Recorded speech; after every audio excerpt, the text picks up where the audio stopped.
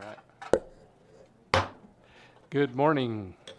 Welcome to the Human Services Joint Subcommittee, and we are going to go ahead and get going.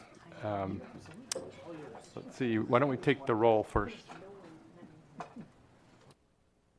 Assemblywoman Carlton. Here. Assemblyman Frierson. Assemblyman Hambrick. Assemblywoman Neal. Assemblyman Spiegel. Here. Assemblyman Sprinkle. Here. Assemblyman Thompson. Here. Assemblywoman Titus. Here. Senator Atkinson. Here. Senator Kekeffer. Here. Senator Settlemeyer. Senator Woodhouse. Here. Chair Dennis. Here, thank you. And just mark them as they come. I know we have speakers next door, I think, doing a presentation, and some others will get here soon. So, great. Just a reminder, I know it's early, check your phones and stuff. Make sure you got them on silent. And I think that's it. We're going to go ahead and start. We have today the Department of Employment, Training, and Rehabilitation. So if you will come forward. And we'll have you do, we'll ask questions after each budget item. So unless you, I mean, if you have an overview, do that first and then go into the budget items. Welcome. Good morning, esteemed chairman, co-chair, and members. My name is Dr. Tiffany Tyler. I have the privilege of serving as the director of the Nevada Department of Employment, Training, and Rehabilitation. And today is your mic on? I want to make sure. Yes. Okay, so just speak right into it because it's really soft. Thank you. Sorry. Sorry. And today I am joined by our Chief Financial Officer, Kitty DeSocio, our Governmental Affairs Liaison and Director of Operations, Christopher Sewell, and our Administrator Extraordinaire of Vocational Rehabilitation, Shelley Hendren. I'm also joined in the South by our Administrator over the Nevada Equal Rights Commission, Kara Jenkins. We are prepared to present our budget with a commitment to ensuring that all Nevadans have an opportunity to work, including those with special needs, while recognizing the unique climate that we're in and ensuring that there's legal recourse for those who believe that they have experienced workplace discrimination. With your permission, we'll begin. Go ahead. Oh, one thing, as you go, when you answer questions, always identify yourself when you speak so it's really clear on the record who said what. Great. Go ahead. All right. Good morning. Thank you so much for the opportunity to share information with you today. My name is Shelley Hendren. I serve as the administrator for the Rehabilitation Division of DETR. And so you can see our mission then is to remove barriers for people with disabilities so that they have equal opportunity for competitive integrated employment and self-sufficiency. Next slide. I wanted you to meet Randy, who's someone that was served within the vocational rehabilitation program. He's a U.S. veteran. We helped him to complete his degree at UNLV, and he is now the director of K9 for Warriors, fulfilling his dream of working with other veterans. So the Rehabilitation Division has 5 budget accounts, 3 of which we're going to talk about today. The administration budget account contains 12 FTEs that support the entire division, the other programs. And then you can see Bureau of Services to the Blind and Visually Impaired in the upper left, and Bureau of Vocational Rehabilitation upper right. Those 2 bureaus comprise the state's vocational rehabilitation program, which provides services and supports to either eliminate or mitigate barriers that people with disabilities may have to employment. In the lower right, you can see the Bureau of Disability Adjudication. That bureau is kind of at the other end of the spectrum. That is for individuals who feel that they are unable to work because of their disability. And these are individuals applying for Social Security Administration disability benefits. And this bureau processes those claims and makes medical determinations so that these individuals will know if they have income that they can count on through the Social Security Administration if they're unable to work. And then that last bureau there on the bottom left we'll be talking about today, and that's the Blind Business Enterprise of Nevada program. And that provides entrepreneurial type Opportunities for individuals who are blind to operate cafes, cafeterias, gift shops, vending, and those sorts of enterprises in government buildings. I won't spend a lot of time on this slide, but I wanted to point out via those pie charts the amount of general fund that's being requested versus other funding sources for these budget accounts. Administration is cost allocated by the 4 budget accounts. The Bureau of Vocational Rehabilitation then is comprised of about 12% general fund and 88% federal funds. The Bureau of Services to the Blind and Visually Impaired has the largest percentage of general fund, but it has a much smaller budget, as you can see, compared to the Bureau of Voc Rehab. They have 15.4% of their budget is general fund, and the remainder is federal funds.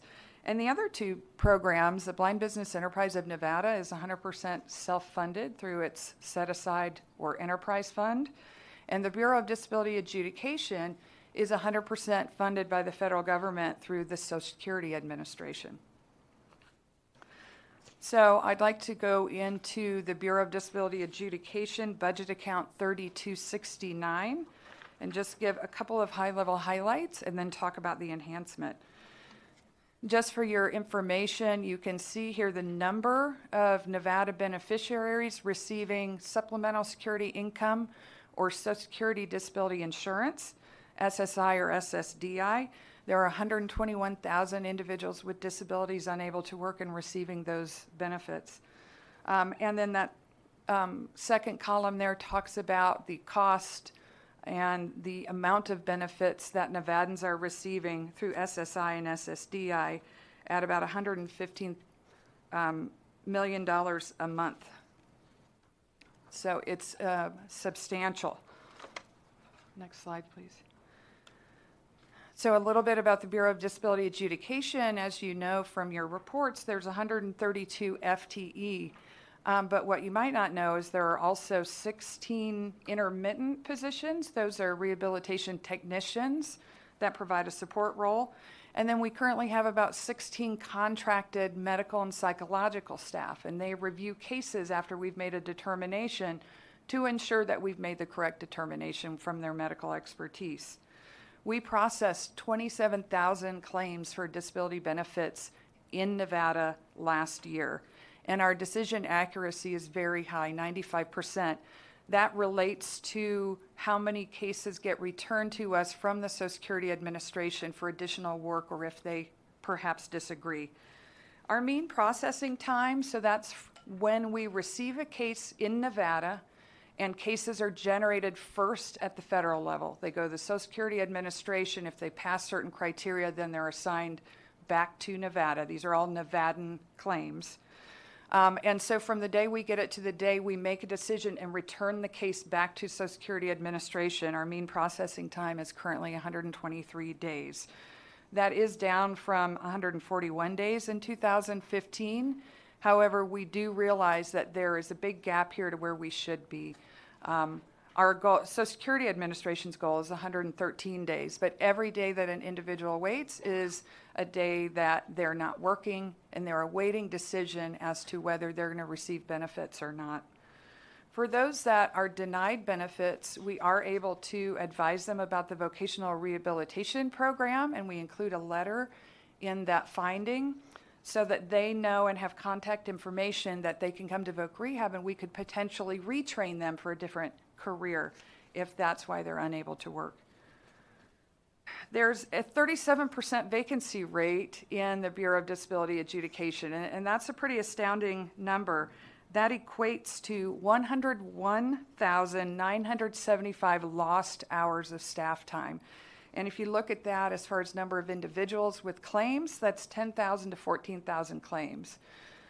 We are very hampered by the inability to fill vacancies as we have them within the Bureau.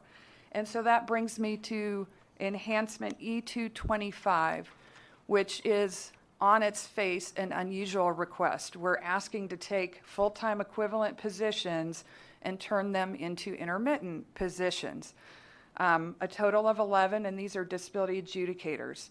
The purpose is Because this program is 100% funded by the Social Security Administration, they dole out hiring authority.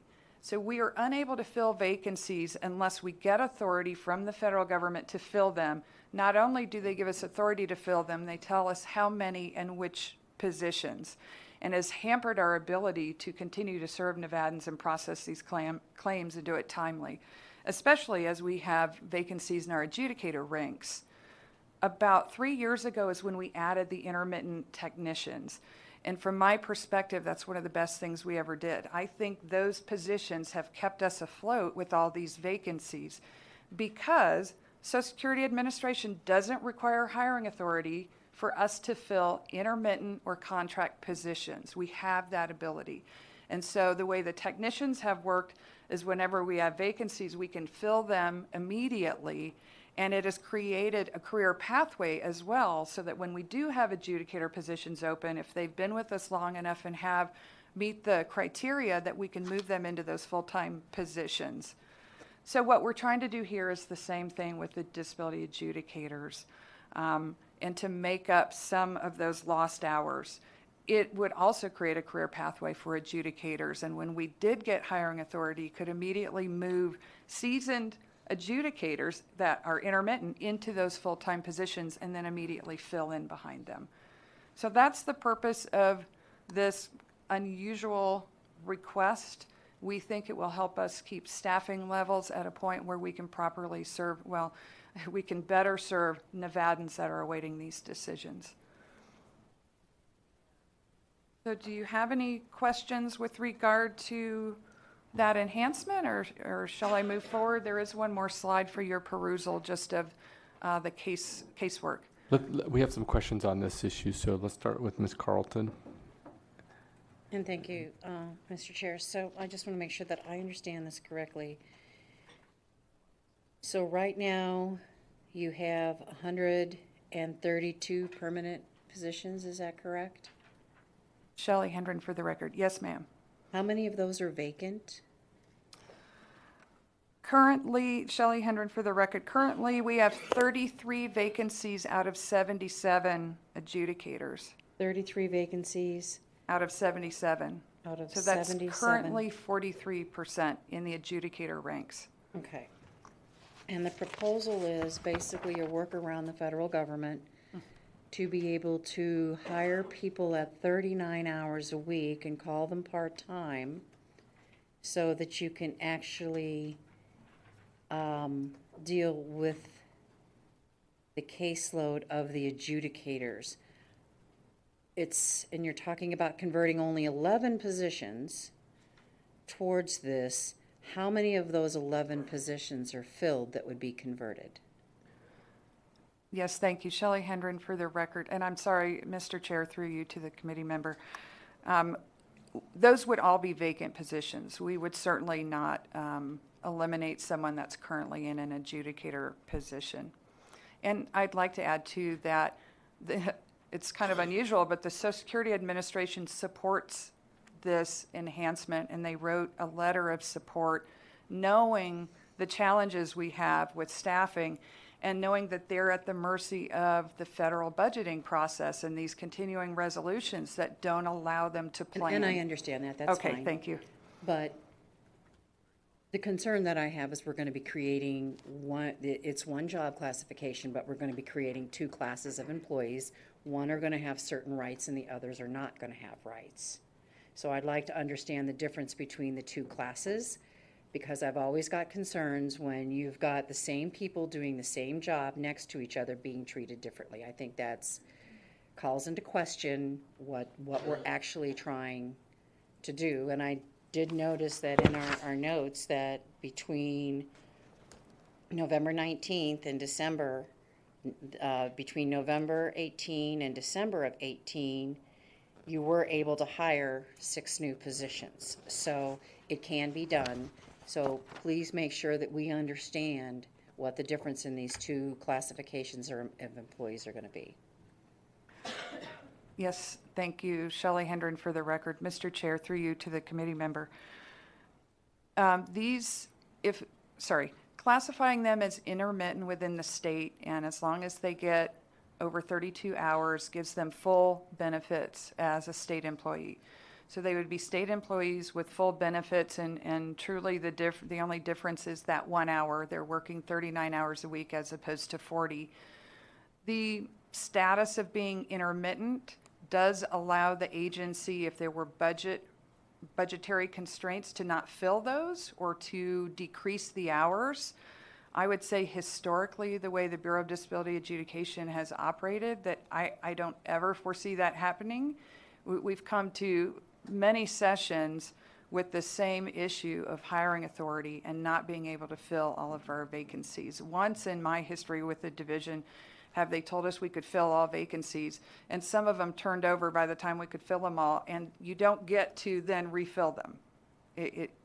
So in the Social Security Administration's eyes, these positions don't require hiring authority. And so they're calling them part-time positions under their criteria, and that allows us to hire them as needed. And Mr. Chairman, if I could just clarify, though, intermittent employees do not have some of the same personnel rights that full-time employees have. So as far as bumping goes, I'm not sure if with transfers. I do know that there are some differences. Yes, they are considered full-time state employees to a certain level, but there are things that will be different for them. And I always have a concern when we have people working next to each other being treated differently. I think this is if we're going to work forward on this particular workaround of the federal government, I think we want to make sure that those employees are protected and aren't and we don't open the door to this becoming a totally full-time type thing. It's 11 positions now. 2 years, it's another 12 or 13 positions. What does it turn into a couple of sessions from now? So those are my concerns. Thank you. Great, thanks. Senator Kieckhofer. Thank you, Mr. Chairman. Ms. Carlton expressed a lot of my concerns, so I just want to make sure that I'm clear, though. So these employees will continue to have full-time health care benefits, PERS eligibility, and so from a compensation standpoint, the only issue is that single hour of salary. Is that correct? Shelley Hendren, for the record, yes, that's correct. And I'd like to add something that might alleviate your fears as well, is we have the ability to promote within the Bureau of Disability Adjudication without hiring authority. It's only if we're pulling outside hires. So as we have vacancies in full-time adjudicator positions, we can immediately move these intermittent staff into those positions. Interesting. So Yeah. if you wanted to fill, so how many current, there are 44 current vacant positions? Shelley Hendren, for the record, there are 33 current vacant adjudicator positions out of a total of 77. All right, so there's 33 currently vacant. If we convert 11 of them into intermittent positions, can we then transfer up those intermittents that you hire into the vacant ones without a new vacancy being created? Yes. So we could hire 11 people, have them work for a week, and then immediately move them up to backfill the vacant spots, and then hire 11 new intermittents? This is Shelley Hendren, for the record. I'd have to verify whether it's a process that could happen immediately like that. I'm not 100% sure. But yes, that would be the idea, that we could move them up into full-time equivalent positions. So you could use this as a sliding position to move, to really staff all the way up without federal authority. Yes. You don't have to say that. You know, I share Ms. Carlton's concerns, but I also compliment the agency for not throwing your hands up and being frustrated and trying to find a creative way to serve the mission, because getting frustrated is an easy thing. Thank you. Thank you. Vice Chair. Vice Chair Sprinkle. Oh, wait, let's go to Ms. Carlton. So if I understand this correctly, and I was just conferring with staff, so by not declaring that open position vacant and moving someone into it, the vacancy occurs at the hiring level, and it's a domino effect. Yeah. Sometimes things are a little too clever by half, as former Senator Titus used to say. So I think we need to be very careful we don't put ourselves in a position of getting ourselves smacked by the Social Security Administration. That wouldn't benefit us. So let's, yeah, okay, thank you. Yep, thank you. Vice Chair Sprinkle, Co-Chair. Thank you, Mr. Chair. And that you had mentioned earlier that you had a letter of support from Social Security. Without going into great detail because of the concerns you just heard, does, in general, that letter of support from them, do they understand this workaround that we're kind of talking about right now? Shelley Hendren for the record. Yes, it is a topic of conversation every time we talk to the Social Security Administration, as it is with other states. We know Hawaii and Louisiana have already started doing this, and their letter says, I'm writing to provide my approval for the Bureau of Disability Adjudication to hire intermittent disability adjudicator positions, and their ability to hire these will allow BDA to retain a minimum threshold of adjudicators to ensure sufficient staffing levels for case assignments when SSA is unable to authorize full-time permanent hiring authority. So in my opinion, they're pretty clear on what we're doing here, and they're supportive. Okay. One other clarification. Yeah, we'll get off that one. And then a question. First, you had said that none of the current positions that will become intermittent are filled right now. Our notes say that one of them is. Is there a discrepancy there? Shelley Hendren for the record. So if one of the PCN numbers we used has a person in it, then we would swap with a different PCN number. We're absolutely not going to eliminate anyone's position that's currently in a permanent position. Okay, perfect. And then my last question for you is, in the past, in trying to ask for new full-time positions, you've used as an argument that a full-time position as opposed to an intermittent or part-time position is far more appealing to people. If we do this, is there any concern that you're going to have difficulty in filling these 11 positions? Shelley Hendren for the record. I don't think so, because whenever we've had recruitments, we have a robust list of folks that qualify and are interested in these positions. And the fact that they do receive the medical and other benefits of state employment, I don't foresee that we'll have trouble filling them. And I don't know that we'll ever have the luxury of, being fully staffed to even test that theory out. But it's just, an educated guess that I think we won't have a problem. Okay, other questions? Ms. Neal, do you have a question? No. Okay, sorry. All right, so I think we're good with that one. All right, thank you. Shelley Hendren for the record. So moving on to the Bureau of Vocational Rehabilitation, that's budget account 3265. Just some information about why this bureau and the work that it performs is important. This bureau serves people with disabilities in Nevada. The prevalence of disability in Nevada is 10.5%, so we have over 327,000 people in the state with a disability. And this program, as I said, helps them remove or mitigate the barriers that their disability might present to enable them to either get a job or keep a job or even promote in a job. If their disability is a barrier, we can assist with that. People with disabilities is the largest minority group in the country. And then there in the middle of the screen, you can see the disparity in employment rates for people with disabilities versus without disabilities. The poverty rate is much higher for people with disabilities, as you can see, 24%, and these are Nevada statistics. And full-time employment is a lot less for individuals with disabilities. And then those that are full-time employed earn around 10% less than their counterparts who don't have disabilities. So that's why we feel this program is important and who it's serving and why. A little bit about the funding, because this program is unique. I suppose all administrators say that, but there at the bottom you can see it's primarily federally grant funded as per the Rehabilitation Act. It's a formula grant, so it's based on population and median wages and some other factors, and so therefore it's not competitive. We get this grant every year.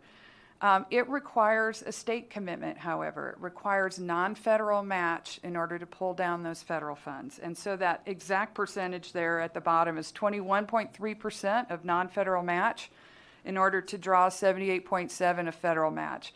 It's almost a 4-to-1 match. So for every dollar, we get $3.69 from the federal government. What we have done within DETR is, and within the division, is to seek out other sources of match so that we don't over-rely on general fund. And so the state general fund, as I said previously, is 12% of the overall budget, but we have those other sources of match listed there at the top. Interagency transfers from other government entities, in which we have an enhancement to do exactly that. Expenditures and effort within our Blind Business Enterprise program are allowable sources of match. And we have really capitalized on that to enable us to bring down these federal funds while we're operating the Blind Business Enterprise program. And what's interesting about that, too, is we have an enhancement when we get to that budget account asking for a position. That position will act as match and draw federal funds into the VOC Rehab program. In state fiscal year 18, $1.3 million of our match came from the Blind Business Enterprise program. And then that last bubble, the third-party cooperative arrangements, are unique contracts with other government entities that allows them to provide the match, either in cash or certified staff time, to draw down the federal funds to fund programs that are unique and serve joint clients. Last year, match for third-party cooperatives was $874,000, so that drew $3.2 million in federal funds into the vocational rehabilitation program. So this slide shows you a further breakdown of the match. 42% of the match for the VR program is self-generated by the VOC Rehab program through these other entities.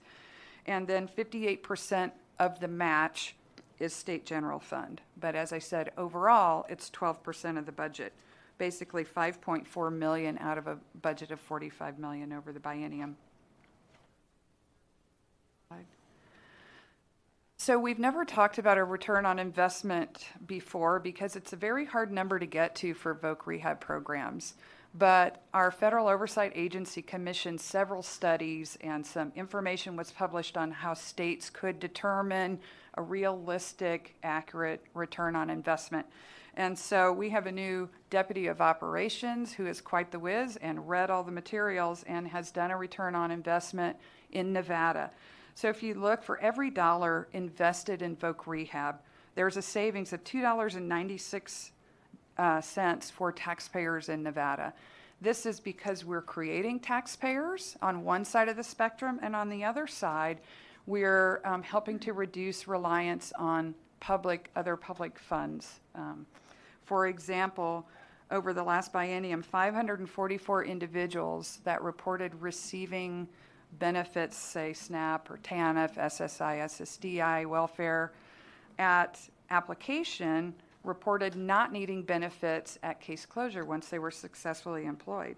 And another 46% added private insurance as opposed to Medicare or Medicaid insurance. So if you look at general fund dollars only, what the state is contributing, for every general fund dollar, there's a $16.73 savings over the life of a client for those reasons. And I'm happy to share more details of this offline if you all are interested on how we arrived at those numbers. But I thought it was important to point out. And now I'd like you to meet Brittany. So Brittany is one of the clients, one of the individuals that receives services through the Bureau of Vocational Rehabilitation. She is a transition student within the age of 16 to 22 and needed assistance transitioning from high school into post-secondary education and or competitive integrated employment. She left high school without a standard diploma, and so we assisted her to enroll in the Adult Basic Education Program at Truckee Meadows Community College, where she got her high school equivalency. As many of you know, Voc Rehab has a relationship with the Starbucks roasting plant here in Minden, Nevada in Douglas County. And she was able to go through the on-the-job training program that we have collaborated with Starbucks on. And after completing that program, they hired her full-time as a picker-packer, and now she's a trainer for them. And Brittany makes $14.85 an hour and is full-time with Starbucks. So this leads to our next enhancement, which is our work with this population, with transition students with disabilities in the state of Nevada. There are 18,000 students with disabilities, grades 9 through 12 statewide in Nevada. And we have a team of 7 FTE and then a number of other counseling staff that carry partial caseloads to the tune of about equivalent of 9 full-time counseling positions that serve this population. And we saw a 20% growth in this population from fiscal year 16 to 18. We knew there would be growth, and that is coming to fruition, and that's really being driven by the Workforce Innovation and Opportunity Act, which I'm sure you've heard me talk about repeatedly, WIOA. But there are mandates within IOA and WIOA and intent within that law of serving this population. And so that has been our focus and continues to be our focus, and we're seeing these numbers kind of grow exponentially. So a 20% growth in caseload, but there's the addition of providing pre-employment transition services. And for the first time ever, this doesn't require someone go through the process of eligibility and to become a client to Voc Rehab. We can provide these very specific services to students with disabilities, whether they open a case with us or not, if they would be otherwise eligible, if they have a documented disability. And so what we don't see in the caseload is another 1,400 students we served last year with pre-employment transition services. And as I said, that pool is 18,000 deep. So any student with a disability in need of those services that's appropriate to receive those services, we should be delivering. And we had nominal service delivery in 2016 as we started kind of rolling this out. We served over 1,000 in 2017, and then we served 1,725 total students with pre-employment transition services last year. So you see, that was a 62% increase over the previous year. Being a new program, it's hard to estimate how much and how rapidly that will grow, but it's definitely growing. So we're asking for a rehabilitation counselor and a rehabilitation technician to help us serve this growing population of students with disabilities. If you include pre-employment transition services and then regular caseload transition services, we served 2,874 students with disabilities last year. Do you have any questions on this enhancement, or would you like me to keep going? Have any questions on this part of it? Senator Keycup. Thank you, Mr. Chairman. So I know that there are community organizations that also provide some of these services through contracts, so things like Opportunity Village and others. Is the mission of these positions then to collaborate not just with the schools, but also with those community organizations that are already providing this service to try to expand and ramp up? Yes, thank you. Shelley Hendren, Mr. Chair, through you to the committee member. Absolutely. We want to partner with as many of the stakeholders as we can, because ultimately it's important service delivery and it's a large pool of folks, and we want to reach as many as need those services. So we work very closely with Opportunity Village, with Easter Seals, with the school districts, Department of Ed, and anyone else that's a stakeholder. So, and I'm sorry, the estimate is that there are 18,000 people who would be eligible for the service? Yes, thank you. And that's Shelley Hendren for the record. I received that information from Department of Ed, and those are numbers of students with an IEP, the Individualized Education Plan, and those that are on a 504 plan. So these are identified as students with disabilities within school districts statewide. Okay, and there's a wide range in types of services that might provide it, right? You could have an IEP because you're getting, sort of speech training versus to the full extent of severe, developmental disabilities. Correct. Is under this change is, is this an entitlement? Are we, if we don't serve these kids, do we create some jeopardy for ourselves? Shelley Hendren for the record. That's a great question. So the law says that we're required to reserve 15% of our full federal grant for provision of pre-employment transition services, and it says reserve and expend. So the expectation is that not only will we reserve that 15%, but we'll spend it. And we have the ability to spend more than that if appropriate, but we're not required to. So in answer to your question as I talk it out, I don't think so. I think the problem would be if we don't continue to increase spending and serving more and more students, at least up to that 15% reserve.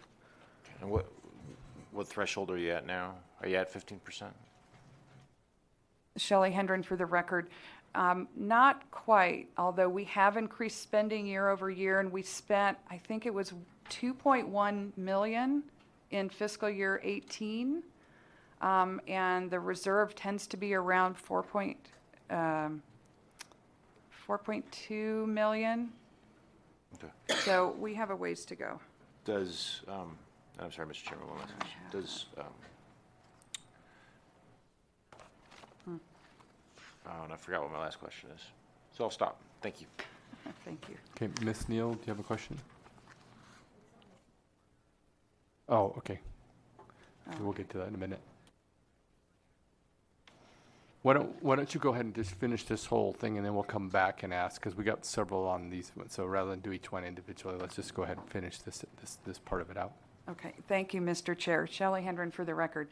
So we wanted you to meet Vincent, who was also a client of the Vocational Rehabilitation Program.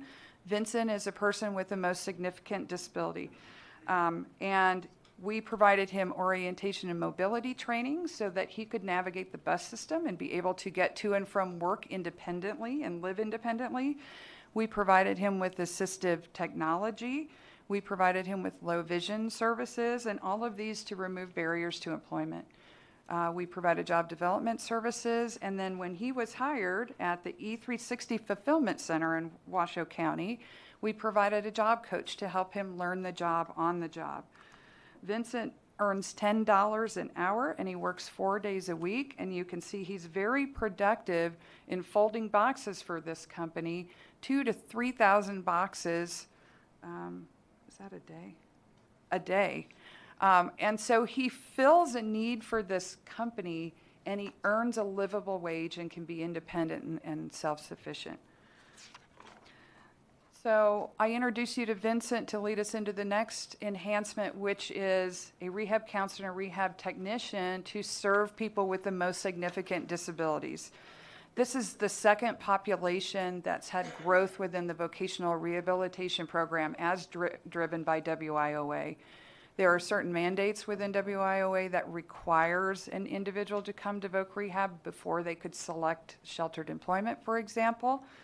But there's also this intent, and so we are actively seeking and serving people with the most significant disabilities to help remove those barriers and see if they can be employed in a competitive integrated setting. So to that end, we created an internal team to specialize and serve those clients. This team's not large enough to exclusively serve all of the population of people with the most significant disabilities, but those with the most barriers would go to this team because of their very specialized expertise. Someone with the most significant disabilities defined as they have limits in their functional capacity in 2 or more major life activities, that they require multiple services from vocational rehabilitation over an extended period of time, which is more than 6 months. And we see when we look at average caseload time, how long these cases are open. By their very nature, they're going to be open longer. They're open on average 604 days, this is from state fiscal year 18, versus voc rehab cases of 420 days. So they're open 45% longer. To give you an idea of the extent of the service delivery to assist these people to remove those barriers to employment. So we're asking for one counselor and one technician to add to this very specialized team to serve this very specialized population. Just wanted to give you kind of a visual of average caseload sizes. We saw in 2015, average caseloads were about 70, and in 2018, they rose to 84. So you can see the trajectory. What's interesting is, as far as total number of individuals being served in the program, we're fairly flat. The two populations I've talked about are increasing, and the age of the case, the length of time is increasing as we serve this population. These cases are open 6 to 7% longer in fiscal year 18 than they were in 17. We could attribute probably a portion of that to vacancies and other things, but truly the intent of WIOA has changed the focus of entry-level positions to careers, and we're doing more training, certificate programs, education, and so cases are open longer, and that's why you see this trajectory going up, as well as these peripheral mandates like pre-ETs that don't show up in caseloads. There are other means of us serving individuals that are taking staff time that don't show up just in the caseload numbers. So finally, I'd like you to meet Douglas. He had a long-term gap of employment of more than 10 years because of his disability. And so we worked with him, and he returned to school for some technical training in computer skills. And with his newfound skills, including with Microsoft Office and his transferable skills, he qualified for some positions on the state 700-hour program. And so, as some of you may know, that program is a recruitment process for people with disabilities into state employment.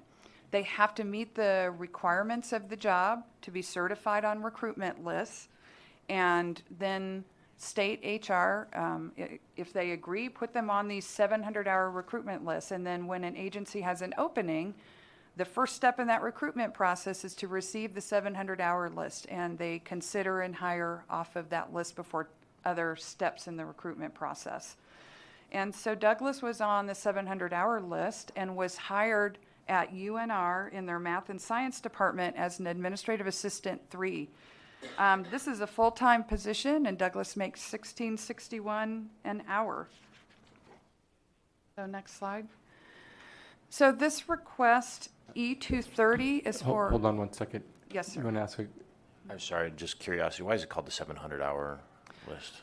Okay, yes, thank you. Shelley Hendren for the record, Mr. Chair, through you to the Senator. And the 700-hour portion is basically a period of time where the agency can try out the employee and make sure it's a good fit. The employee can try out the job, make sure it's a good fit. Voc Rehab can continue to support and provide supports. And within that 700 hours, the agency decides if they are going to retain that employee, and they become an FTE at that point. And that period of time up to 700 hours counts toward their probationary period.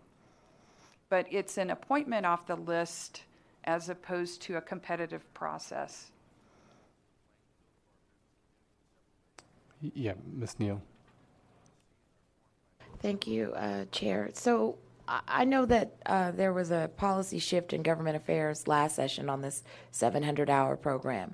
How many have actually retained employment? Because you said that, I mean, I know that one of the goals was that, okay, we're going to have the 700-hour and we're going to try to make sure that more can transition and actually retain employment and keep a job for a longer period. Do you actually have data that reflects that? Shelley Hendren for the record. I think so. If you prefer, I can send that back to you, but I think I have it with me. Well, I know I have it with me. Jones where? Oh, here it is.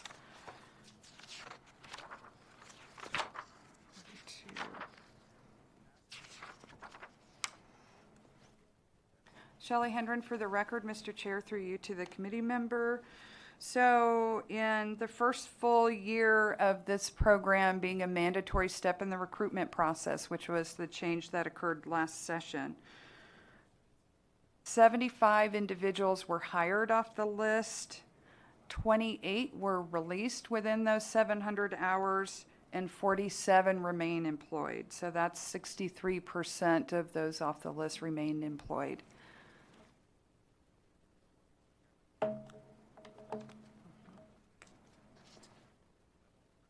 Okay, go ahead, keep going. Okay, thank you. So on this slide, E230 requests a workforce services representative for one of the programs.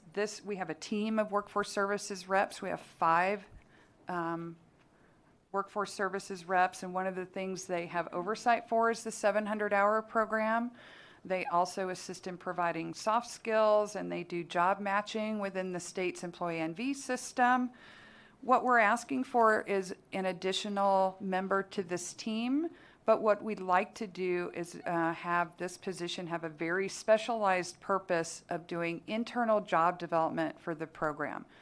Those are services that we contract out typically, and we spend over $1 million for job development services.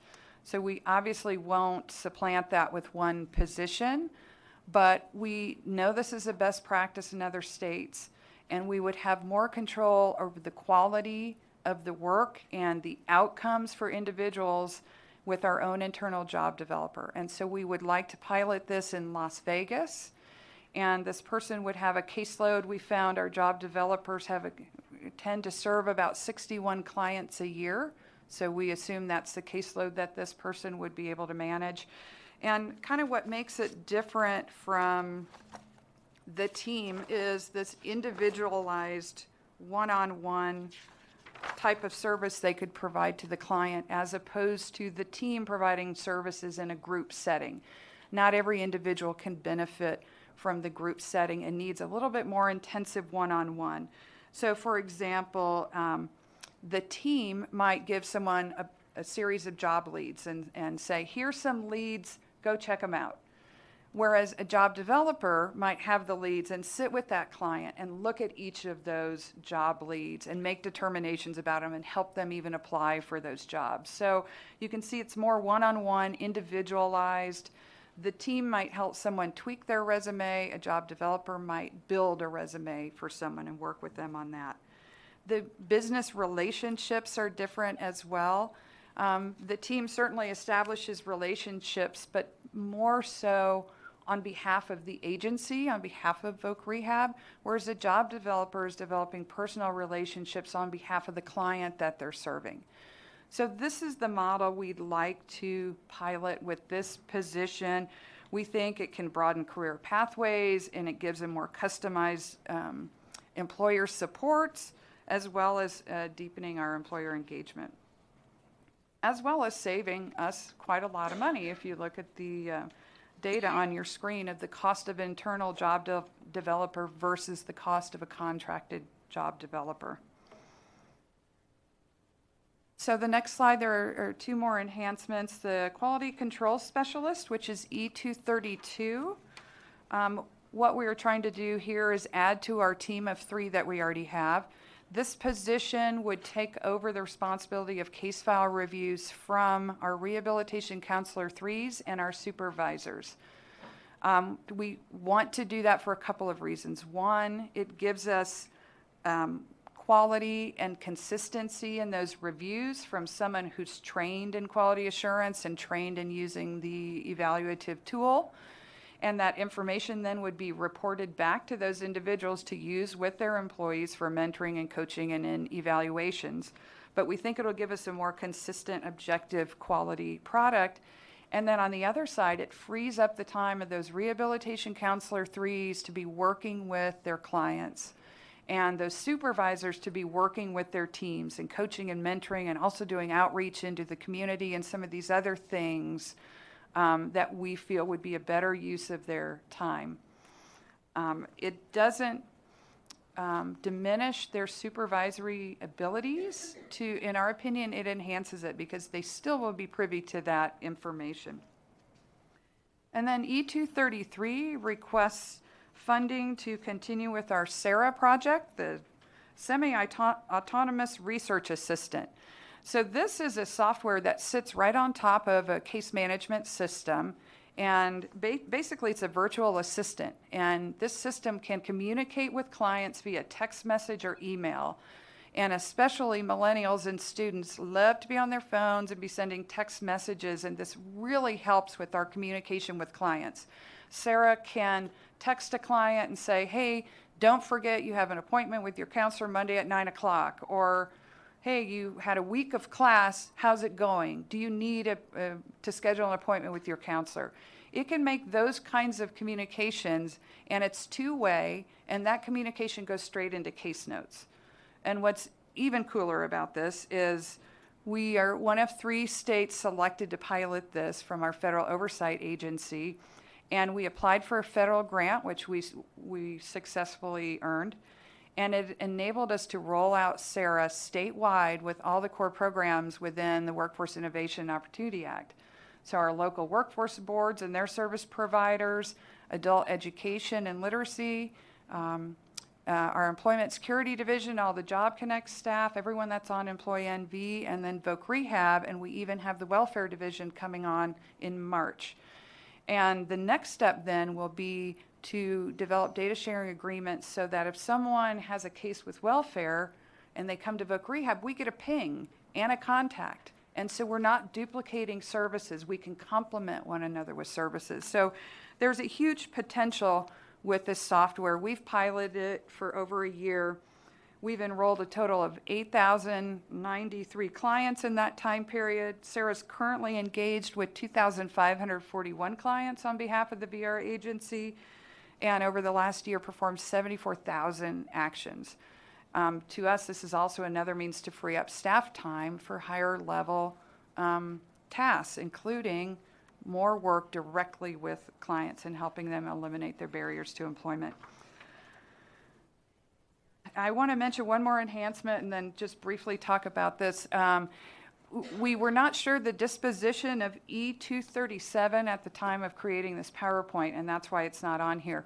But I wanted to mention it because that's a partnership with Voc Rehab and Southern Nevada Adult Mental Health Services to create a training facility on their inpatient hospital facility to serve joint clients that are receiving mental health, either psychological or behavioral therapy. And it would be a cafeteria in that site, and it would be run by one of our Blind Business Enterprise of Nevada operators, which is a double bonus. So we are providing another entrepreneur opportunity for a blind individual. We are training co-enrolled clients with mental health disabilities. It's longer term, more intensive. The idea is 6 months on the job training, but they can learn everything from cashiering to barista to cook to prep cook to management, marketing, inventory control. All these kinds of skills could be taught in this type of workplace. The idea was for the match to be an interagency transfer from Southern Nevada Adult Mental Health to pull down those federal funds at that almost 4-to-1 rate to fund this program. It would be paid wages for individuals as they're learning. It would be a job developer, I think 2 job developers for every 4 individuals to help them learn the job on the job, and other case service dollars, and then anything remaining. And there's a stipend for the Blind Business Enterprise owner operator, so that this is a gainful activity for that individual if needed. And if this can be a profitable site, then that would back off, and then any remaining funds pulled from those federal dollars would stay in the Voc Rehab program to provide other services. So this last slide is just to give you a visual of individuals served. So this is all open cases plus pre-eds. Hold on, we have a question from Senator Kiekefer. Yes. Thank you, Mr. Chairman. I appreciate that. I think it's another sort of creative way to serve people and meet mission. Have you cross-referenced with SNAMs how many clients you share in common? Mr. Chair, through you to the committee member, I don't have that number with me, but I can absolutely provide that. I can tell you that 1/3 of the individuals we serve have mental health disabilities. Okay. Not all of them are being served by Southern Nevada Adult Mental Health, though, right? Correct. Okay. I just want to make sure that there's enough of a client base to scale up and make this work, but, I mean, I can assume, but I'd like to see some numbers. Yeah.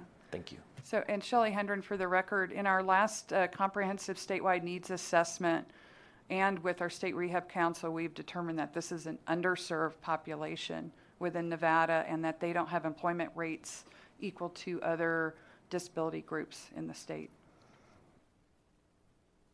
Ms. Titus, I believe you had a question. If we might, and thank you for the question, Mr. Chair. I need to go back to E233. Well, can we finish? sure, I was going to have her absolutely. finish, and then we'll go back and start from that, because I'm sure we'll probably have some more questions on that. So, yep. So as soon as you're done, you're almost done, I think. Yes. Thank you, Shelley Hendren, for the record. As far as the Bureau of Voc Rehab, this is the last slide.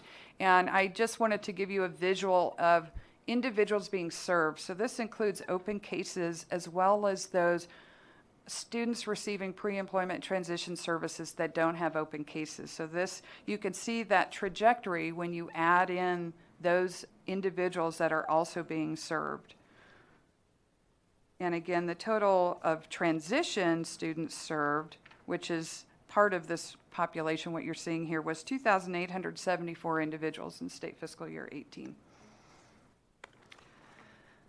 So thank you. That's all I had with regard to the Bureau of Voc Rehab. Okay. So I'm sure we've got several questions here. Let's go back to,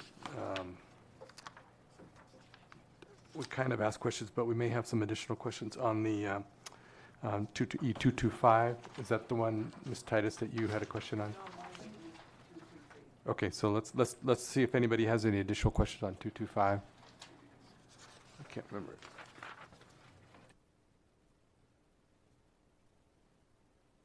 Okay, so let me ask you first about adjusted caseload growth. You're not projecting out to 20 and 21. Is there a reason for that? Shelley Hendren, for the record. I'm I'm sorry, not sure what you're looking at. The agency's transition student and pre-employment transition services caseload. So I can tell you, Shelley Hendren, for the record, conservatively, we're expecting a growth of 10%. Well, 10% I think would be pretty accurate as far as transition student caseloads, based on what we've been seeing, about 10% a year since passage of WIOA. And on pre-employment transition services, we've estimated 10%, but that's very conservative when you consider it's a brand new program and how much it grew from state fiscal year to 18. So it's really hard to say. So if you want numbers, as far as caseloads at that percentage of growth, we would expect 152 additional cases by state fiscal year 20 as far as transition students. And for pre-employment transition students, another 294 individuals that don't have open cases. So that's 446 students by 2020 additional. And what about 21? Would that follow through? I'm sorry, I did not project out that far. Okay, well, if you can get that, just in the get it short parsed out. term, we would consider a 10% growth at least through the biennium. Okay, great. Thank you. All right. Mr. Sprinkle has a follow-up. Thank you, Mr. Chair. Yeah, looking at some of these ratios along the lines of this caseload growth that you're talking about, it looks like in 2017 maybe it was 1 to 75. In 2018 it was 1 to 84. And so I'm just wondering what led to the decision to only look for one position, because if we're kind of looking at the numbers, I mean, you could have upwards of 10 people necessary to have a decent ratio. So I'm wondering, was there some sort of formula you used? Was there something that got you to the place where you're only just looking for this one? And what does that, you said you already do on projections for 21 and beyond, but what's that going to look like in the future? Yes, Mr. Chair. Thank you for that question. Shelley Hendren, for the record. We have a total of 7 positions in the rehab budgets that, if approved, would go a long way to helping us to meet the demands of Nevadans with disabilities. We support the governor's recommended budget and the decisions that were made on priorities, and certainly those are our priorities as well. I don't think any administrator would say we have everything we need. We have all the resources we need. So, but these positions would go a long way to assisting us to meet the need in Nevada.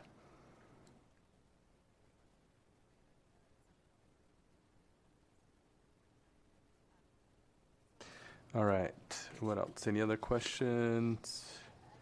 Yes, Ms. Neal. Thank you, Chair. So I just listened to your response, but what I didn't hear was what's the methodology? I didn't hear that. So can you explain? Yes, thank you. Shelley Hendren for the record. Mr. Chair, through you to the committee member.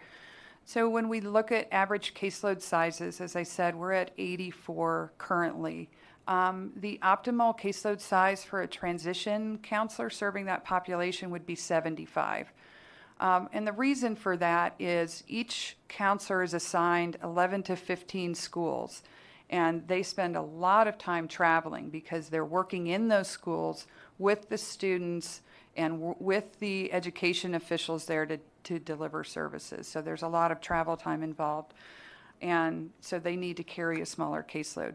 If we took our transition counselors and got them to that 75 optimal caseload, that would leave another 81 cases that this additional position would pick up. So it would get them at a current optimal caseload size. It does not account for growth.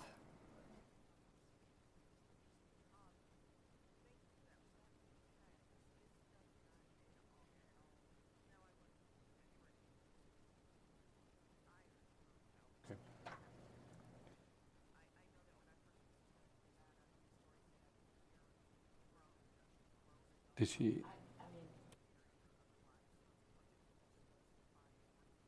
Feel like I'm going to get in the weeds and then I'm still not going to get what I'm looking for. So it's like I don't want to just target somebody right now. So I'm not going to go there. Okay. So you're, can you explain why you're requesting an additional rehab technician as opposed to additional counselor position? Thank you, Shelley Hendren for the record. These 2 positions work in partnership, and the counselors are only able to carry the caseload they carry because of the assistance of the rehabilitation technicians. So technicians do a lot of the scheduling and liaison with service providers. They handle orientation for new clients that are coming in the door. They do most of the data entry. I can tell you that the federal government requires us to report on almost 400 data elements every quarter. So there's quite a lot of information that's being gathered and reported. And so we feel that technicians are hand in hand with our counseling staff. Okay, any other questions on that one? If I may, Yes, I go just ahead. want to affirm the governor's commitment. And my identify commitment yourself for the record. Dr. Tiffany Tyler Garner for the record. I just want to affirm the governor's commitment, my commitment, and the team's commitment to responding to the needs of this population. We recognize that, as with any transition, there's the learning that comes with that, and also that as a part of this process, that there are the priorities that could be supported. We also hope to partner with you and others in responding to the needs of this population. So if there are opportunities to look at what the needs suggest and partner in identifying additional resources to do that, we welcome the opportunity to do so and are thankful for what was supported in the recommended budget. Thank you. Okay, under E230, and we just have a question there on the functions of the recommended workforce service representative's position to the services provided by the 5 existing workforce services representatives. So what's the, the difference there? Thank you, Shelley Hendren, for the record. So I guess what I tried to express is the difference really is the one-to-one individualized service to the client with an internal job developer versus this team of folks that deliver these similar services to groups. They don't necessarily liaison directly with businesses when they have job leads. They don't sit individually with clients to create resumes, and they do some mock interviews, but again, it's more in a group setting. So that's the main difference. Job developers as a group of service providers represent clients and advocate for them to help them become employed as per what's in their IPE goal. We've found that some job developers are kind of travel in a gray area, and we want someone that will focus more specifically on that agreed upon goal in the IPE. And so this would just be very focused work. Okay. Mr. Thompson, did you have a follow-up? Yes, thank you, Mr. Chair. Again, I know we're asking a lot of questions about this, but I guess let's go to slide 23, and I guess maybe we can continue to have the conversation. So if the agency, and this is a statement / question, if the agency is able to provide high-quality job development services at a lower cost with our actual staff, why are these job development services contracted? And then also, I thought I heard you say it's a pilot. So if it's a pilot, why are we going all out? You know, with the pilot, you start kind of low and you build up. So can you explain that? Thank you, Mr. Chair, through you to the Assemblyman. Shelley Hendren for the record. So what's being piloted is taking this one position and making it an internal job developer. So the Workforce Services team has existed for several years, but they are delivering group services of like soft skills training and job search assistance and providing job leads and doing matching within the employee NB system. And so that's what's different, the job developer. But it is something that's occurring in other states' vocational rehabilitation programs, and it's a best practice. And we can't supplant all the service providers unless we had a whole team of folks doing job development. So we figure this can cover 61 individuals. Yes, please go So ahead. if I hear you correctly, is this just a matter of reinventing some of those positions and giving proper training, additional training and exposure to create your current staff to be what you want them to be? So Shelley Hendren, for the record, we do not have the intention to change what our current staff are doing because they fulfill a need that we have. And we have created a new system for job development so that this team is kind of the gatekeeper before we automatically just put someone with a job developer. So if someone needs very little assistance and just needs some leads, our team will do that. If they need more one-on-one, they would refer them to a job developer. And in this case, they could refer them to our internal job developer. We will still need the more extensive services that require more expertise, such as job development for people with the most significant disabilities or supported employment job development, all the way up to customized job development, which is basically carving a job together with a business to meet a very specific need of theirs and meet the skill set of the individual with a disability. So we would still need to contract out those services. Ms. Neal. Thank you, Chair. So what I'm trying to get an understanding around, you made the statement that quality is an issue with the contractor position.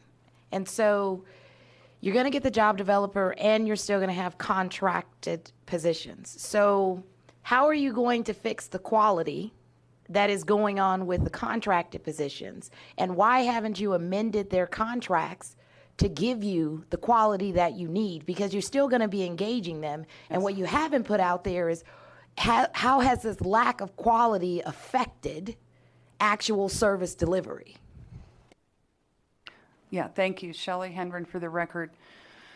So we're addressing the quality in several ways, and I would add that it's not the entire group of service providers that provide job development services. Some are excellent. We just have had kind of a wide array of levels of quality. So this entire new system of job development that we've created internally is to be the gatekeeper, to provide basic services if we can, to provide more individualized services with this position whenever we can so that we're contracting less.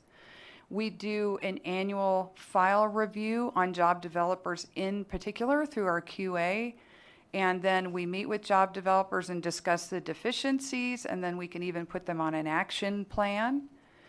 Then we also are implementing a new case management system, and this system will have a vendor rating piece to it so that we can better get like immediate feedback from counseling staff and from their clients with if they're not getting the service provision that's expected.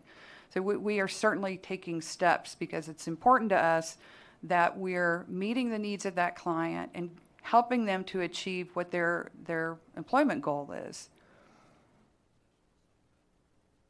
Go ahead, Ms. Neal. Thank you, Chair. Just really quick. So how long will it take you to get to, you're implementing the system, so how long will it take you to get to the point where this wide array of deficiencies is eliminated and that you don't have actual clients who are being affected by this behavior? Thank you, Shelley Hendren, for the record. As far as the case management system, we go live April 22nd, so we're very close to that implementation. As far as our new process, that launched November 1st, so it's pretty new for us to determine, how much of an impact it's going to have. But I would also like to say that we do not have a wide array of deficiencies. We have some service providers that aren't providing the level of service that we would like, and we're trying to rectify that. Okay, other questions on this one? All right, let's go to E232. Questions on E232. Mr. Sprinkle? Thank you, Mr. Chair. And again, talking kind of about the quality control, how much, with this new position, how much time is going to be devoted to case reviews and other activities that it's recommended this position support? Thank you, Mr. Chair. Shelley Hendren for the record. So we feel about 3/4 of their time will be taken up with these file reviews, these almost 500 case file reviews each year.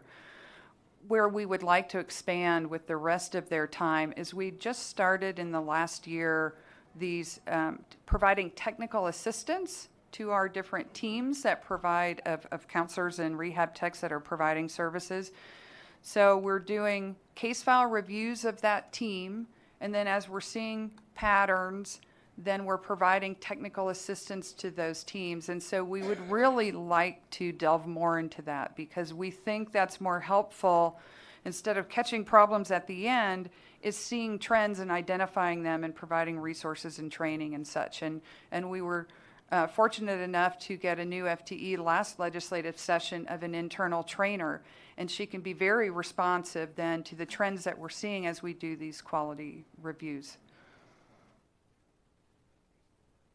Okay, so by that, I think I understand what you're saying, and that does make sense. If you can identify those issues earlier in the process, then you're going to start devoting more time to rectifying them, in essence. Yes. Okay. Yes, thank you. And that may actually have just partially answered my next question. How are the clients actually going to be served by this position?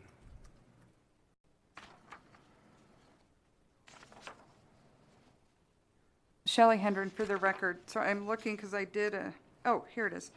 So with the additional about 1,200 hours that will become available to the Rehab Counselor 3s and the supervisors, we think that would equate to somewhere from 60 to 130 additional consumers, clients that could be served. So it would allow us to serve more individuals or serve them more intently. And then with rehab supervisors, it gives them more time to work with their teams and coaching and mentoring, but also doing outreach into the community to businesses and to other stakeholders. So that's how we think that time savings will translate. It'll be more quality service provision and the ability to serve more individuals. All right, thanks. Any other questions on E232? Okay, let's do E237, Southern Nevada Adult Mental Health Services. The one question we have here is, how does the agency intend to provide the 21.3% match for the proposed Workforce Innovation and Opportunity Act funds? Thank you. Shelley Hendren for the record. The original concept and how I think it's going to be able to proceed is Southern Nevada Adult Mental Health was going to transfer those match funds. So they were going to transfer $80,000 to Voc Rehab. Because those are non-federal funds, they serve as match and they allow us to pull down those subsequent federal funds. I would say if there's any question about the match funding source, that perhaps the governor's finance office might need to address that, because I'm not 100% sure. Yeah, so maybe we might want somebody from the governor's office. Who do we have here that maybe could come up and speak to that?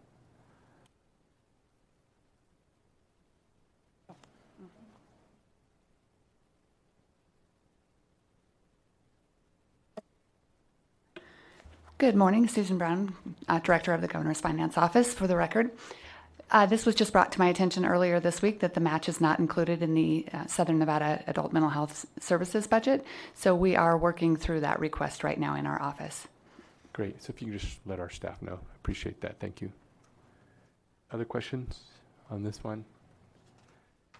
Okay, so then let's go on to the other items. I know, Ms. Titus, you had a question on E233, is that right? Yes, thank you, Mr. Chair, for the question. And if we could just go back to slide 24.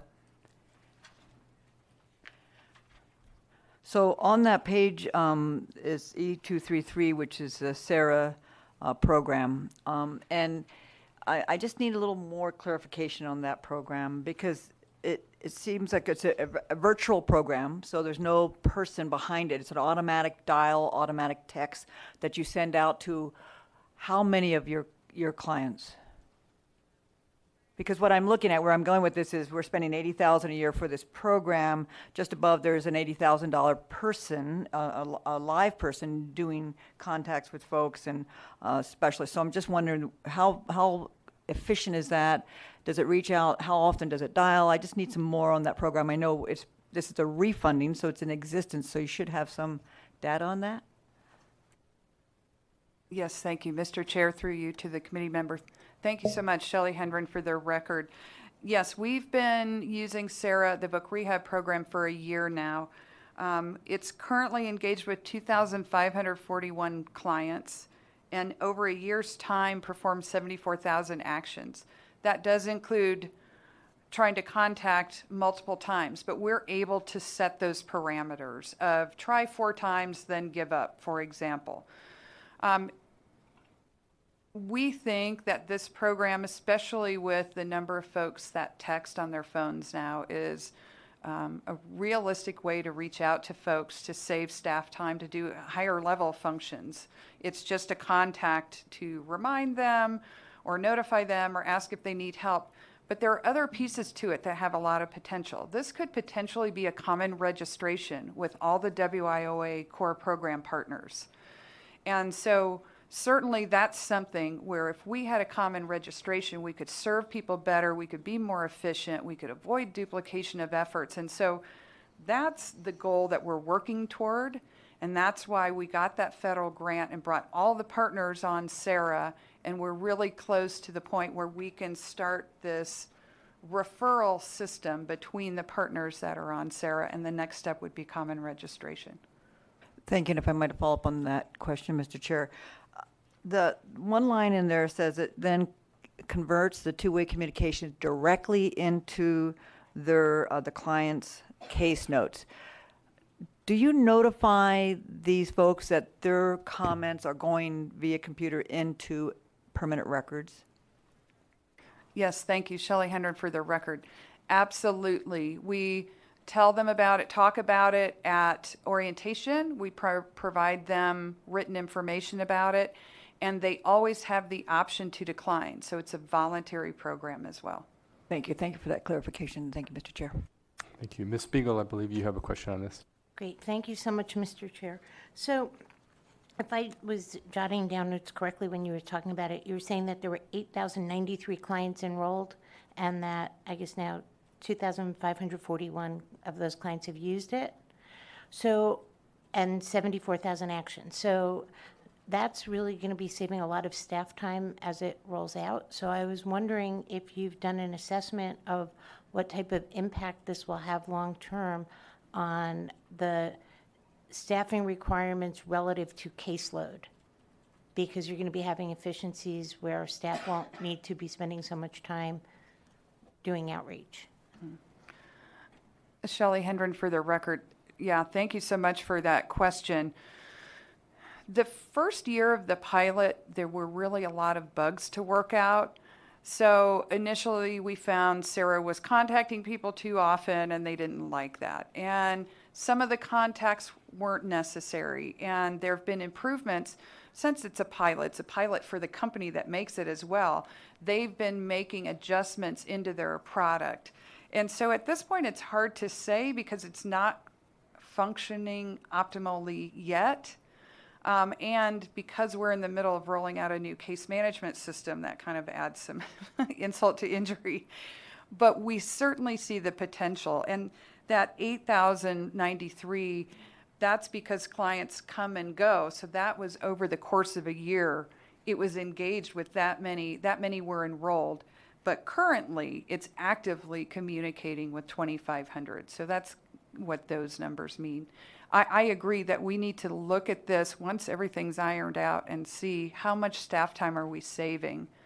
But another function it can do too is if someone goes to work, for example, and we need a copy of their paycheck stub, they can take a picture with their phone and send that MMS file and it goes straight into our case management system. So it has that ability as well.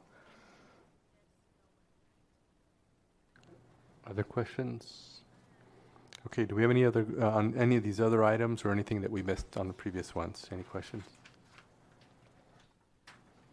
Okay, Ms. Tyler, you have a comment? Dr. Tiffany Tyler, for the record, if I just may, I come to this work as an educational psychologist who has been in workforce development for over a decade. So as I reviewed this being very early in my tenure, some of the things that came to mind for me as I looked at the enhancements or requests they had was one, that they recognized that with the reauthorization of WIOA, that there was a requirement that we provide targeted support to our most vulnerable populations. And they're attempting to adjust to that. The other thing that came to mind for me was that there was a strong commitment to quality assurance, that beyond looking at the standard service array that we provide to individuals now, that they were willing to, one, say beyond the group support individuals could be provided, how many more could enter into the workforce or provide for themselves. They had something more customized. Also, with the reauthorization of WIOA, there was this expectation that even without enrollment, individuals, particularly high school students, where we know that the unemployment rate between 16 and 24 is disproportionately higher than it is for any other population, that those individuals should have the benefit of transition support into the workforce. Many of the requests in this budget respond to that very context that we're managing. So as I reviewed it, I thought, one, I was encouraged that they had a commitment to quality assurance, were willing to provide the technical assistance. We're looking at how our workforce is changing over time. So this notion of millennials entering the workforce who may have special needs, who will automatically respond to a text and maybe not the call from the adult, recognizing some of those things gave me some encouragement, because I thought we're not just doing business as usual. We're really taking the time to step back and ask, who are the individuals we're supposed to be serving? To what extent can we ensure that quality, whether it be, maybe there is a segment of our population for whom sitting in a group and walking through the interview isn't as helpful as you need to role play and do some coaching, and that there were finally asking for FTEs to do that. So just from an educational psychologist perspective and having lived this work for over a decade at Nevada Partners, some of the requests are really in keeping with this notion of quality overall, because we're saying it's not just enough to do it in a group, or we should be checking to see what everyone else is doing to see if there are some things that we should be coaching on, but also a commitment to ensuring that as we see in our community that disproportionately our younger adults are not finding themselves in work or post-secondary education, and that for folks with special needs that requires maybe some additional advisement or they should have the benefit to do it, that those were the requests that they had. So I strongly encourage you to review it with that connection, that it really is a commitment to how do I meet people where they are, recognizing that journey will vary, and that for some of our citizens for whom the federal policy have finally said we will serve, that may be very different. And as we think about what that is optimally, there is absolutely, I'm sure, a wish list that we could go through, but we recognize that there are any number of priorities that you are juggling. And from that perspective, any commitment that you can make to a first step or helping us taking the next step with a project like Sarah, we welcome the opportunity to partner with you in doing so, and want you to know that as a part of our work, we are committed to a return that we will speak to explicitly as you ask, as we undertake this work in your investment. Thank you. Okay. All right. So now we're going to go on to the Blind Business Enterprise. Yes, thank you. Shelley Hendren for the record.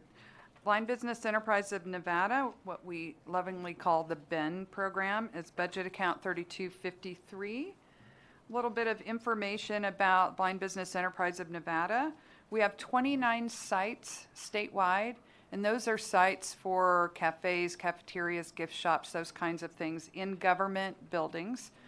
The Randolph-Shepard Act gives this program priority of right in federal buildings, and then we have state statutes that mirror those priority of right in state, local, and municipal buildings. In addition, we have 193 vending sites statewide with 505 vending machines that all contribute to the earnings of these operators and into the set-aside fund to self-fund this program. We have currently 17 licensed blind operators and 7 trainees at varying stages of the training process. You can see the annual gross revenues from last year, $9.3 million, and then the set-aside contributions were $1.4 million into our enterprise fund. And what I think is really interesting about this and important is that these are small enterprises. These are small businesses that are being supported through the BEN program that employ other Nevadans. We have 107 individuals employed in these sites, not to mention the vending routes where we have partners that are employed as well. So I wanted you to meet Raymond. He's pictured down there in the lower right holding the certificate. Raymond's a U.S. veteran, and he was diagnosed legally blind in 2008. He was a previous graduate of Le Cordon Bleu College with honors, and so he was a perfect fit for the BEN program and became a licensed operator and is the owner of the Courthouse Cafe and serves tens of thousands of customers annually at the Lloyd George Federal Courthouse. So E232 requests one business enterprise officer 2. We have a total of 3 to serve these 29 sites and 17 operators and vending routes and liaison with businesses. It's become a bit of a stretch, and we additionally want to expand and grow this program. We want to create more micro enterprises, employ more people, and serve more blind individuals.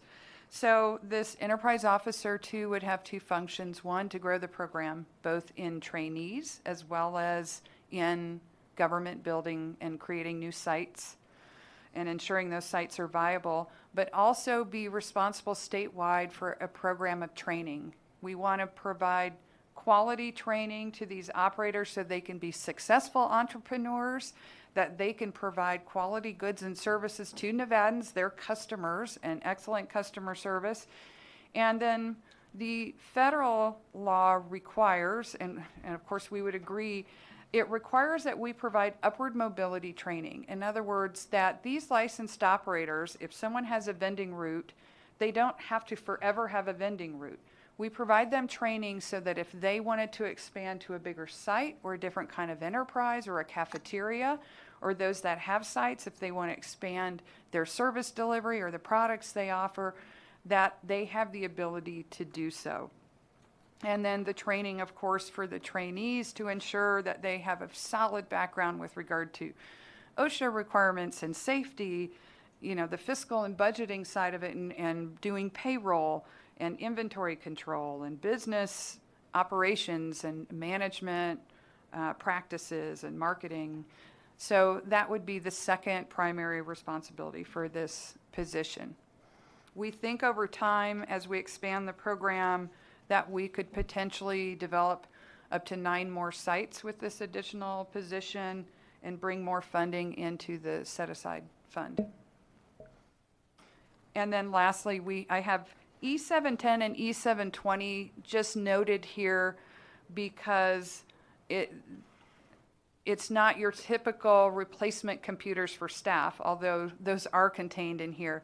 But this is equipment for these cafes and cafeterias. So these are industrial machines like refrigerators and cappuccino makers and ice cream makers. And that's why these look a little different to you than you might have seen in other budget accounts. So that's all I have. I'm happy to answer questions with regard to the BEN program. Great, thank you. Mr. Sprinkle? Thank you, Mr. Chair. I'm looking at my notes right here. It looks like Nevada Administrative Code 426065. You guys are supposed to be expanding operations whenever feasible, which makes sense. I'm wondering then why there weren't any new trainees in this program in 2018. Yes, thank you, Shelley Hendren, for the record. I think we have to manage our growth, and we got a little overzealous, and in 1 year took on 8 trainees. And we have to balance trainees with sites, for one thing. So we have to develop sites at the same time as we're developing trainees. We didn't feel that we could provide appropriate training to that many people all at once, and so we kind of had our own moratorium on accepting new trainees to kind of catch up with the 8 that we took on when we weren't quite prepared. And that is a perfect lead in, I guess, to my next question. How many have gone through the training process but still haven't been received positions anywhere?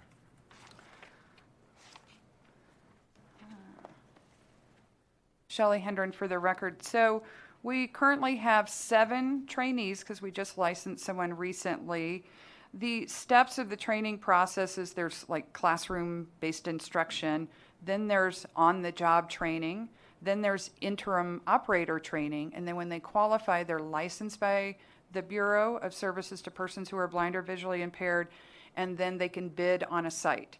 So we have 4 individuals that are in process of getting their interim training sites. They're the closest to being completed. So they have to complete their interim operator training, and then they could be awarded or bid on a site. And if I may, just one last follow-up, Mr. Chair. So then is the justification for this position that, because you had said with 2018, you guys kind of got a little ahead of yourself, is the justification for this position that that's one, going to help with new trainees in the future, but then it's also going to help with these people that have been trained and haven't made it to work sites? Is that a fair statement? Yes, Shelley Hendren for the record. That's absolutely accurate. Thank you. Okay. Thank you, Mr. Chair. Right. What other questions do we have? Yeah, Mr. Thompson. Thank you, Mr. Chair. And without disclosing the name of the organization in Southern Nevada, are there any opportunities where you collaborate the work of, for example, the business enterprise officer? Explain to us how that works. I'm trying not to disclose the nonprofit, but I'm sure you know which one I'm talking about. explain how the business officer works with that nonprofit. And if they do work closely with the nonprofit, are there opportunities for this to be a shared position, shared responsibility, shared resources and dollars? Thank you, Shelley Hendren, for the record, Mr. Chair, through you to the committee member.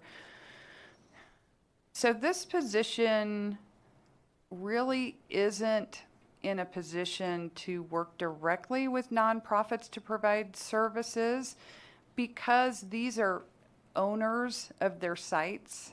And so we can't dictate to them who they partner with or how. We certainly provide supports, and we have had our operators partner with nonprofits before. We certainly have had our operators provide on-the-job training and work assessments for clients going through our programs. So they're great partners in that respect. But these are entrepreneurs that own their own businesses. So those decisions truly are theirs as far as who they can hire, who they'll partner with. Does that answer your question? I'm sorry. Thank you. I'll just talk to you offline. Okay. Yeah. Okay. Thanks. All right, other questions? Did we?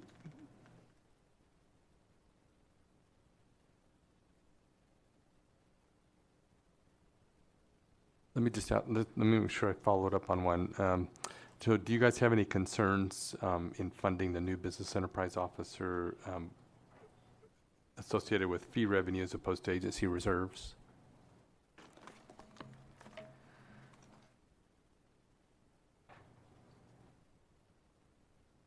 Shelley Hendren, for the record, off the top of my head, no, I don't necessarily see a problem with that. Okay.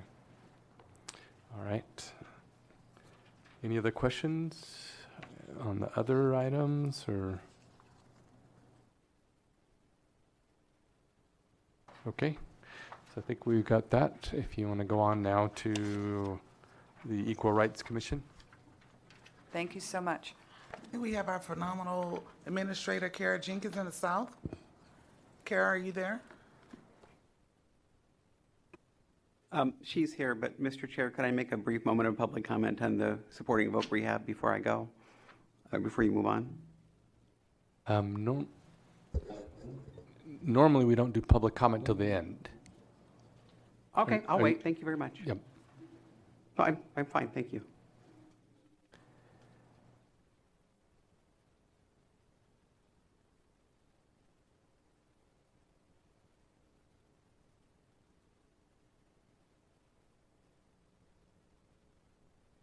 Good morning, members of the committee.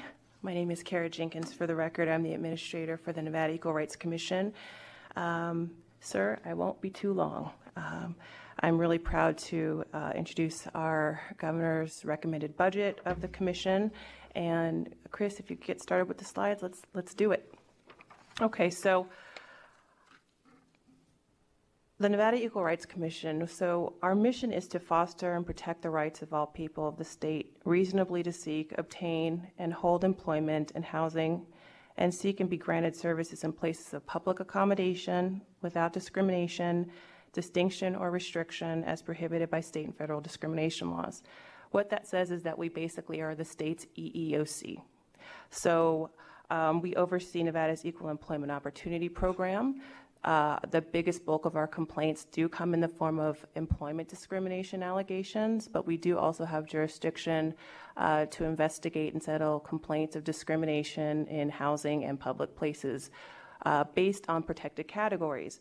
Those categories would be race, color, national origin, religion, or creed, sexual orientation, gender identity or expression, age over 40, sex, sexual harassment, criminal background, national origin.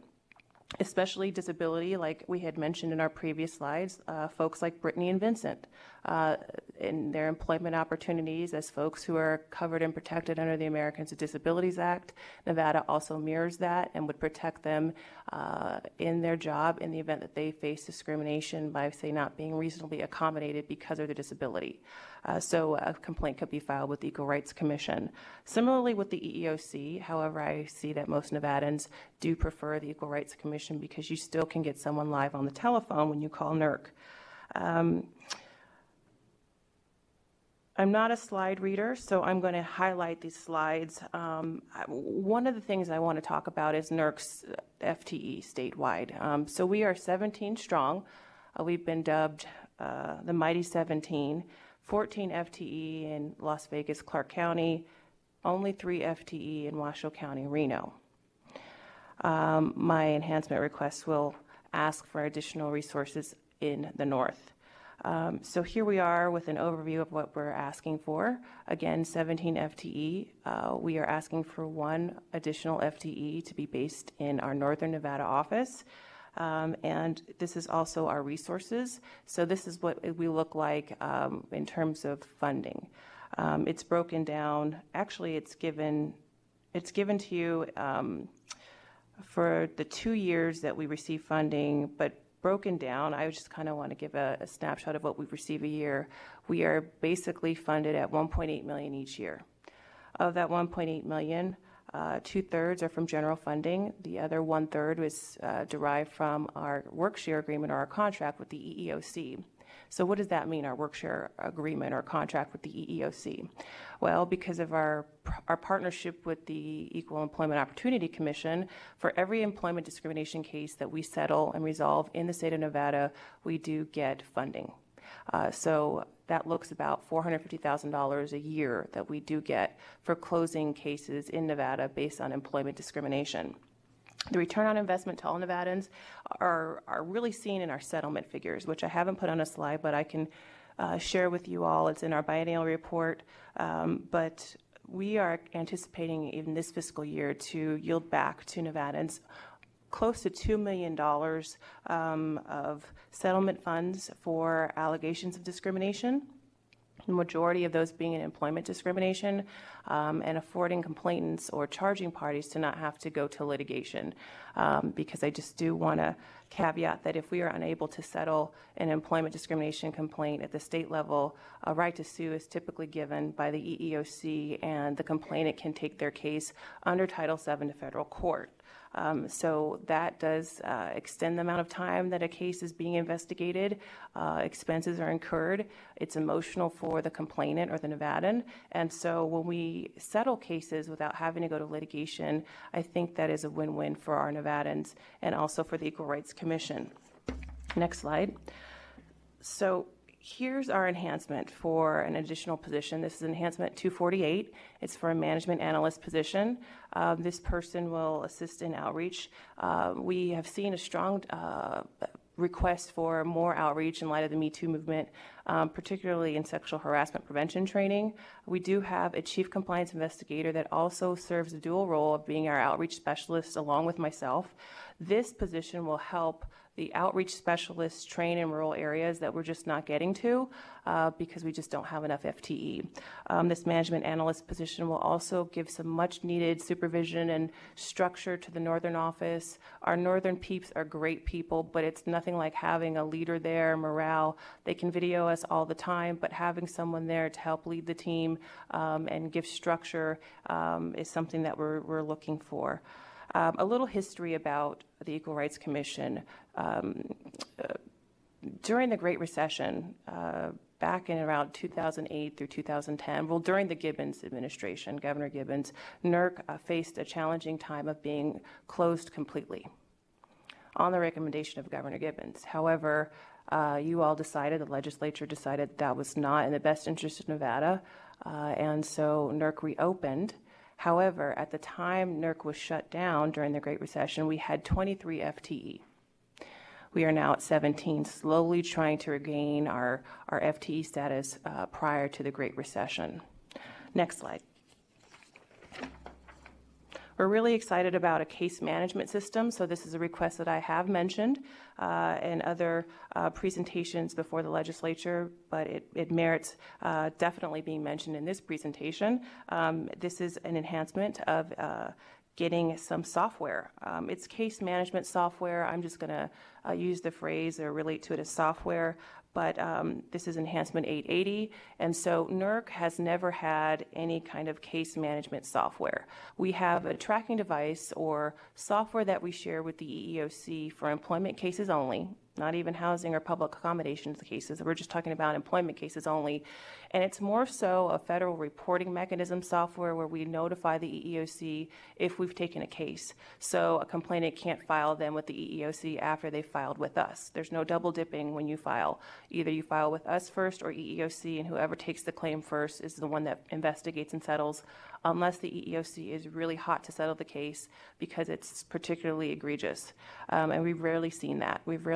So the software that we share with the EEOC does not help us manage cases to the level that we need. It's rather a mechanism to report to the EEOC that we have worked a case or we're working a case. And so with this software, we conducted an RFI last April, request for information to see who could give us some case management software that's affordable yet can meet our needs in order to streamline the intake process, which will relate to our backlog, which I'll get to in the next slide. So in order to file a complaint with the Equal Rights Commission, the first step is to fill out an application or a complaint form and then wait to be scheduled with a compliance investigator. We have 9.5 FTE dedicated to the state to take in complaints of discrimination. And I'll break that down for you again on the next slide. What it does is it takes away an investigator from working an actual case to stop and actually conduct an intake, which is basically an interview. It's a source of outreach, but basically the intake is very imperative in that in order to make sure we have proper jurisdiction or that we can even take the case, we have to ask several questions, more than several. And it's signed off by a chief compliance investigator at the point that we can frame a case or that it meets minimum jurisdictional requirements for us to start investigating. We give it a NERC number. This software will eliminate the need to do that in person. Rather, the software we envision will do this by taking the complainant through a series of questions so that we can identify where to triage them, whether that means assisting them by settling a case through the NERC process or maybe giving them over or triaging them to legal aid, the labor commissioner's office, because it's more of a prevailing wage issue, not necessarily an employment discrimination issue. And so that's what we're really hoping that the software can do to relieve at least 20% of each investigator's time from stopping to work real cases that have already been framed. Also, too, for reporting purposes, I love the previous presentation by my colleague and good friend Shelley Hendren. She had so many stats and cool charts, and they were actually very helpful, I believe, to this committee. NERC would like to be able to provide that too. The current tools that we are using are Outlook and Excel. And although I did go to law school, I did not master Excel spreadsheets so well. We do get the information, and I have a great team of chiefs and support from DETR to help me get the numbers, but the requests for very specific information, trends in complaints, underreporting, the types of complaints we're seeing, the types of discrimination we're seeing in Nevada. Those are very hard to come by. And in fact, in order to get those figures, we have to do manual count based on what we frame the charge to be. I'd also like to be able to have this software track the lifespan of a complaint to see really how long it takes, where the holdups are and the delays, because once we begin an investigation, there are so many other factors that go into settling a case. We have legal review with the AG's office. We also have to wait for information provided from the employer. Sometimes it takes a while to get the information from the employer to do the investigation, so we have to subpoena for the information. That takes time. So I think with this software, we can track the lifespan of the case, and then we can also further assess the needs of NERC. We can also provide detailed reporting and give trends to the legislature, which would really help you all determine how you want to create legislation to protect Nevadans, and it would serve NERC very well. So we're really excited about the prospect of perhaps finally getting some software to manage all the cases of discrimination that come through our door. Next slide, please. So the timeline for acquiring this software. We would, if approved, we would begin in July of calendar year 2019. We'd submit the RFP in July of 2019 calendar year. and then we'd begin implementation in July of 2020. If everything goes according to plan, implementation would be about 18 months approximately, and then we can get started on maybe now having complainants file a complaint online. Now, having said that, we did some research. We kind of wanted to test it out because the EEOC, they do have software that they do not share with us that allows for actually scheduling intake appointments. And so we asked the local EEOC office located here in Las Vegas how that was going. And they said it's going very well. It's very successful. 60% of their cases are now filed online to meet with an investigator. And about 20%, 20 to 40% maybe are walk-ins, which I would imagine with our constituent base, a lot of people know my admin staff by first name. Some of them would want to come in, so we would allow for perhaps maybe a day or two for a walk-in appointment, but we would still have a lot more time freed up to do that, to get to the backlog, assuming most people would fill out their complaints online. Next slide. So I know I mentioned backlog, and Director Tyler and I were talking, and she really emphasized that we talk more about backlog as people and humans, and I couldn't agree more. So backlog is just not backlog. That's someone's mom, brother, sister, cousin, family member, or good friend who, in their mind, has faced some type of employment hurdle or housing hurdle or public accommodation hurdle. Maybe they weren't allowed to access the bathroom according to their gender identity. Backlogs are not seen as just files, they are actual human beings, and I can say that my team definitely agrees with that. So when we talk about backlog, we're talking about cases that have yet to be resolved because there's a need to work the cases because we are otherwise occupied working another case. So what does that look like? In state fiscal year 17, it looked like 1,379 complaints filed with NERC. So that's 1,379 constituents who were aware of NERC, who knew who we were, filed a complaint with us over the EEOC. Were they framed charges, meaning we had jurisdiction? We didn't know. But they all had live interviews. That's live interview manpower time. Okay, so of those 1,300 or so complaints filed with NERC, of those, 831 actually were jurisdictional, okay, and we settled those. Of those 831 complaints, we were able to receive 673 EEOC credits to contribute to our overall operating budget of $1.8 million. So that's what state fiscal year 17 looked like. Originally, I believe EEOC had given us, we had contracted for maybe 650 cases or so, but we worked really hard and we were able to obtain an upward modification and ask for more cases to settle so that we could contribute to our overall operating budget and not rely so heavily on the general fund. But that's not guaranteed every year, and so we just work really hard to hopefully get at least 660 cases for EEOC credit to kind of keep our budget afloat. In state fiscal year 18, we saw an upward trend. So the word's getting out, our outreach is working, people know about us. Okay, so we have 1,593 complaints filed with the Equal Rights Commission. Of those filed, 800 were jurisdictional, and we settled them. Of those 800, 700 we received EEOC credit for.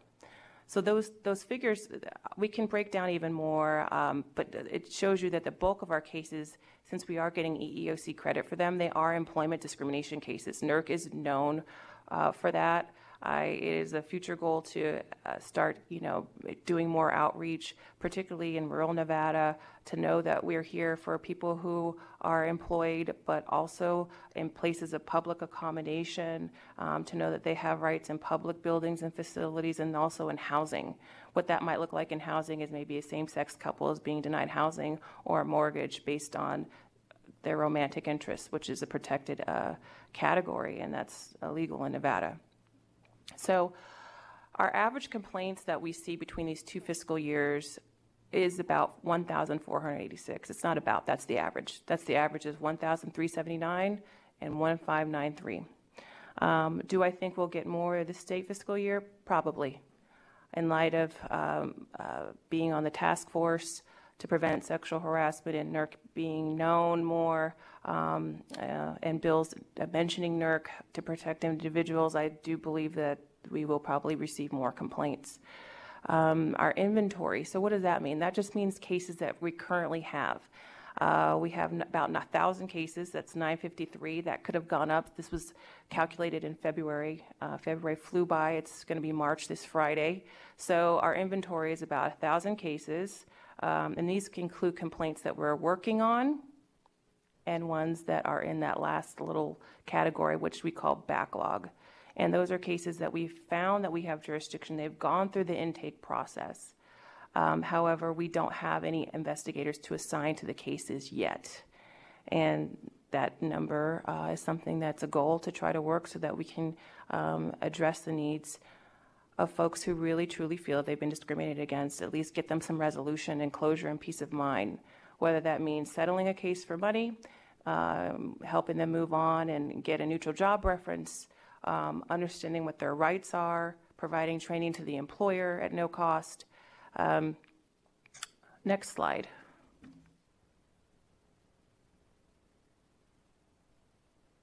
Okay, before I talk about our bill, SB 28, I just want to go back. Sorry, Chris, can you go back to the previous slide?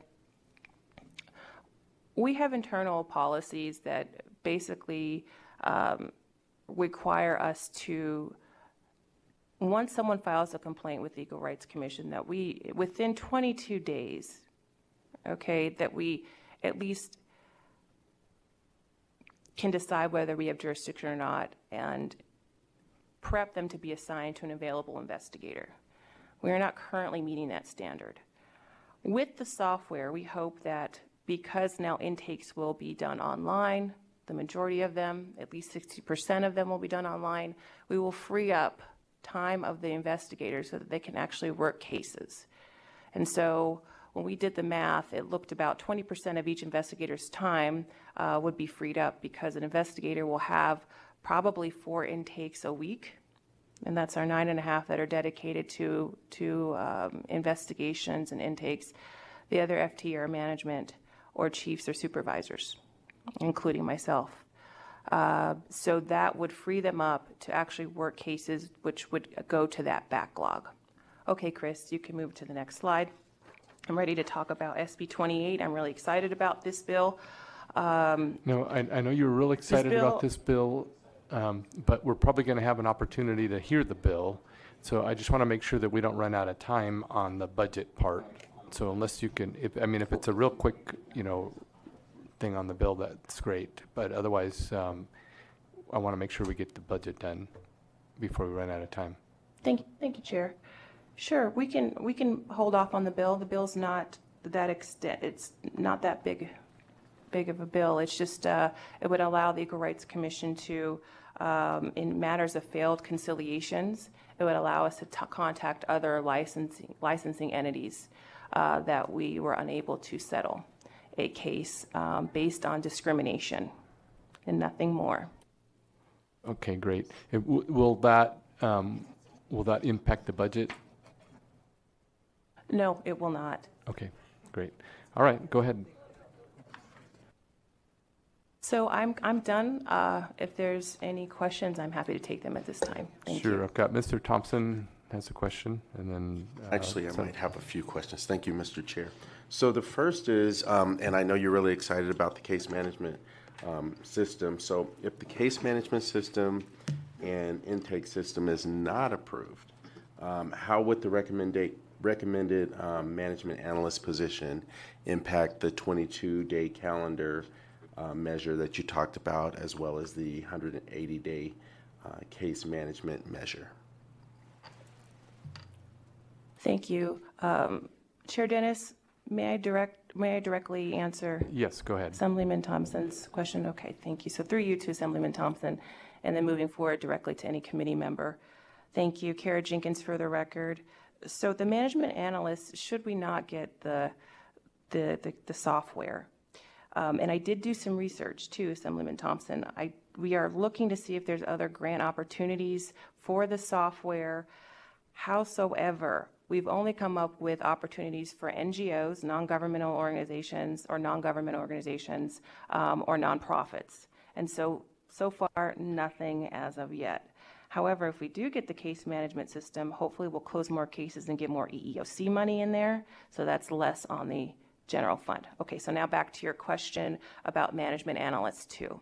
If we don't get the software, the management analyst 2, based on the specifications or the qualifications of that job, they will basically be my software. The management analyst will have to the position calls for someone who is really good with Excel, flowcharts, things. So they would basically help me with the reporting. They'd also provide outreach and structure to the northern office. So for more detailed reports, public record requests that we frequently get, calls from the media or the press about what we're seeing, especially in light of the Me Too movement, how many cases more are we getting, how many requests for training are we getting, what's the breakdown of cases we've gotten per fiscal year beyond just our closure rates of cases. And then you did mention 180 days, and I didn't mention that in my presentation, so I'll just edify everybody and clarify that not only do we have a 22-day internal requirement of getting cases brought into NERC and setting them up for either dismissal or for investigation, once we basically acknowledge or find jurisdiction to investigate a case, our internal goal is to, within, as Assemblyman Thompson said, within 180 days or 6 months, close the case. We only do that about 35% of the time. Okay. Thank you. So as a follow-up, what are the consequences and/or penalties if we don't meet that 22-day mark?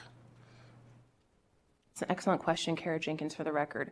If we don't meet the 22 mark because it's not statutorily driven, it's not in statute, it's not in NRS, and it's something that's internally driven by the agency, we would just probably see witnesses growing stale, more apathy towards the commission, more apathy towards the state, people getting frustrated and tired about not having their complaints met. It would also not prevent them from going to federal court under a Title VII litigation complaint, because once someone files with NERC or the EEOC, that time is told, or there's a pause button put on their complaint process. So us just being slow would not penalize them legally. It would not cost them anything because we charge nothing. But what it does cost them is this emotional sentiment or disdain towards the system, towards us working their cases, towards being there for them. Employment discrimination cases or any discrimination case, whether it's in housing or public accommodations, tend to be extremely personal to the individual. And so the longer we take to close the complaint, the more apathy they might feel towards us. So Director Tyler might get a letter, the governor might get a letter, you all probably have gotten letters. It just, that's the consequence. The consequence is that people, the complainants, don't get their justice. So I guess as Dennis Perea would say, justice delayed is justice denied. Okay. Thank you. Yeah. I appreciate that. And I really appreciate you listening during the budget hearings in January when I asked the question about, are there some federal dollars that we can get potentially for the case management system? So I really thank you all for, looking further into that. Thank you. You're very welcome. I believe Senator Sotomayor, you had a quick question on, I think it was their presentation. Thank you, Mr. Chairman. I was curious on slide 38 when you discussed the concept of the EEOC credit. I had never heard of that terminology before, but luckily Alex from Fiscal next to me is way smarter and quicker than I will ever be, and in that respect explained that it's basically a $700 payment from the federal government per credit. And I was just curious, has that number gone up or down in recent history, or is there any expectation for it to go up or down? Thank you, Chairman Settlemeyer. Kara Jenkins for the record. I appreciate that question. When I first began working at NERC as the administrator a while ago, 6 years ago, wow, time flies when you're having fun. It was $650 a case. They bumped it up, I believe, the last 2 or 3 years to $700 a case, but it's been steady $700 at least for the last 2 fiscal years. So for the slides when I show 17 and 18, we got $700 every closed case. That was employment discrimination that was settled in the state of Nevada. Thank you, Ms. Jenkins. Thank you, Mr. Chairman. Thank you. Co-Chair Sprinkle. Thank you, Mr. Chair. Just a little bit of a follow-up to something you said earlier. You had talked about the current supervisory makeup and that some of those supervisors that are in Southern Nevada assist with work that needs to be done up in the Northern Nevada region. I'm just wondering, in light of your request here for another position, is it possible, or what would be the consequences if we didn't approve this position and instead went down the road of maybe having one of those supervisors relocate up to the Northern Nevada region? Is that a possibility? What would happen in that scenario? Thank you, Co-Chair Sprinkle. Kara Jenkins for the record. If we eliminated the opportunity of having a position, a management analyst position, and then moving one of my chiefs up north, they'd probably yell at me. They're pretty settled with their families and located here. I might even at the risk of losing them altogether for another position. My chiefs certainly could get a job at the county making more money, and even for the EEOC, if I basically told them that their job was predicated on moving up north. I don't know if they, although they love the north and I do too, I don't know that that's something I could guarantee that they'd still stick around, although they are committed to the mission. So if we didn't have a management analyst position, it would be just business as usual, and we do video conference and we talk to the team up north. But we did have a deputy administrator before the Great Recession, when before Governor Gibbons attempted to shut down NERC. That position was removed and never to be seen again. I really do, with the encouragement of some of your colleagues, want to have more of a presence up north, and a supervisor up north could get to the rurals where it's a little bit more difficult based on our budget for me to fly up there, or Ms. Viscar to fly up there quarterly, and also just for people to kind of know who we are. So we just want to have more of a presence. So if we didn't get the position, it would be a missed opportunity, but it'd be business as usual, and I would fly up there as often as I could, and so would Ms. Viscara. Okay, thank you. If I may. Thank you. Dr. Tyler, for the record. Go ahead. Chair, I'll also respond. I also want to underscore that this notion of someone grounded in the local context, not only familiarity with the community, but the relationships there. So while it might be possible to transfer an individual, what does not transfer in the same way are those relationships and understanding of the local context. So there is some benefit to considering replacing the FTE that was lost during the recession by identifying an individual with strong roots in this community to support the work here, particularly because we want to have an emphasis on the outreach piece. But we will support and attempt to optimize whatever resources are afforded. Okay. Other questions? I have a quick question on your case management system. That, am I understanding that's going to be an off-the-shelf system? Is that correct? Thank you, Chair Dennis. This is Kara Jenkins for the record. I believe it would be off the shelf. Kimberly Gaw is present, and she may be able to answer some questions about some of the software details that I'm not too prepped on. Okay, great. So, yeah, so can you address that? Kimberly Gaw for the record, and I'm the head of IT for DETR.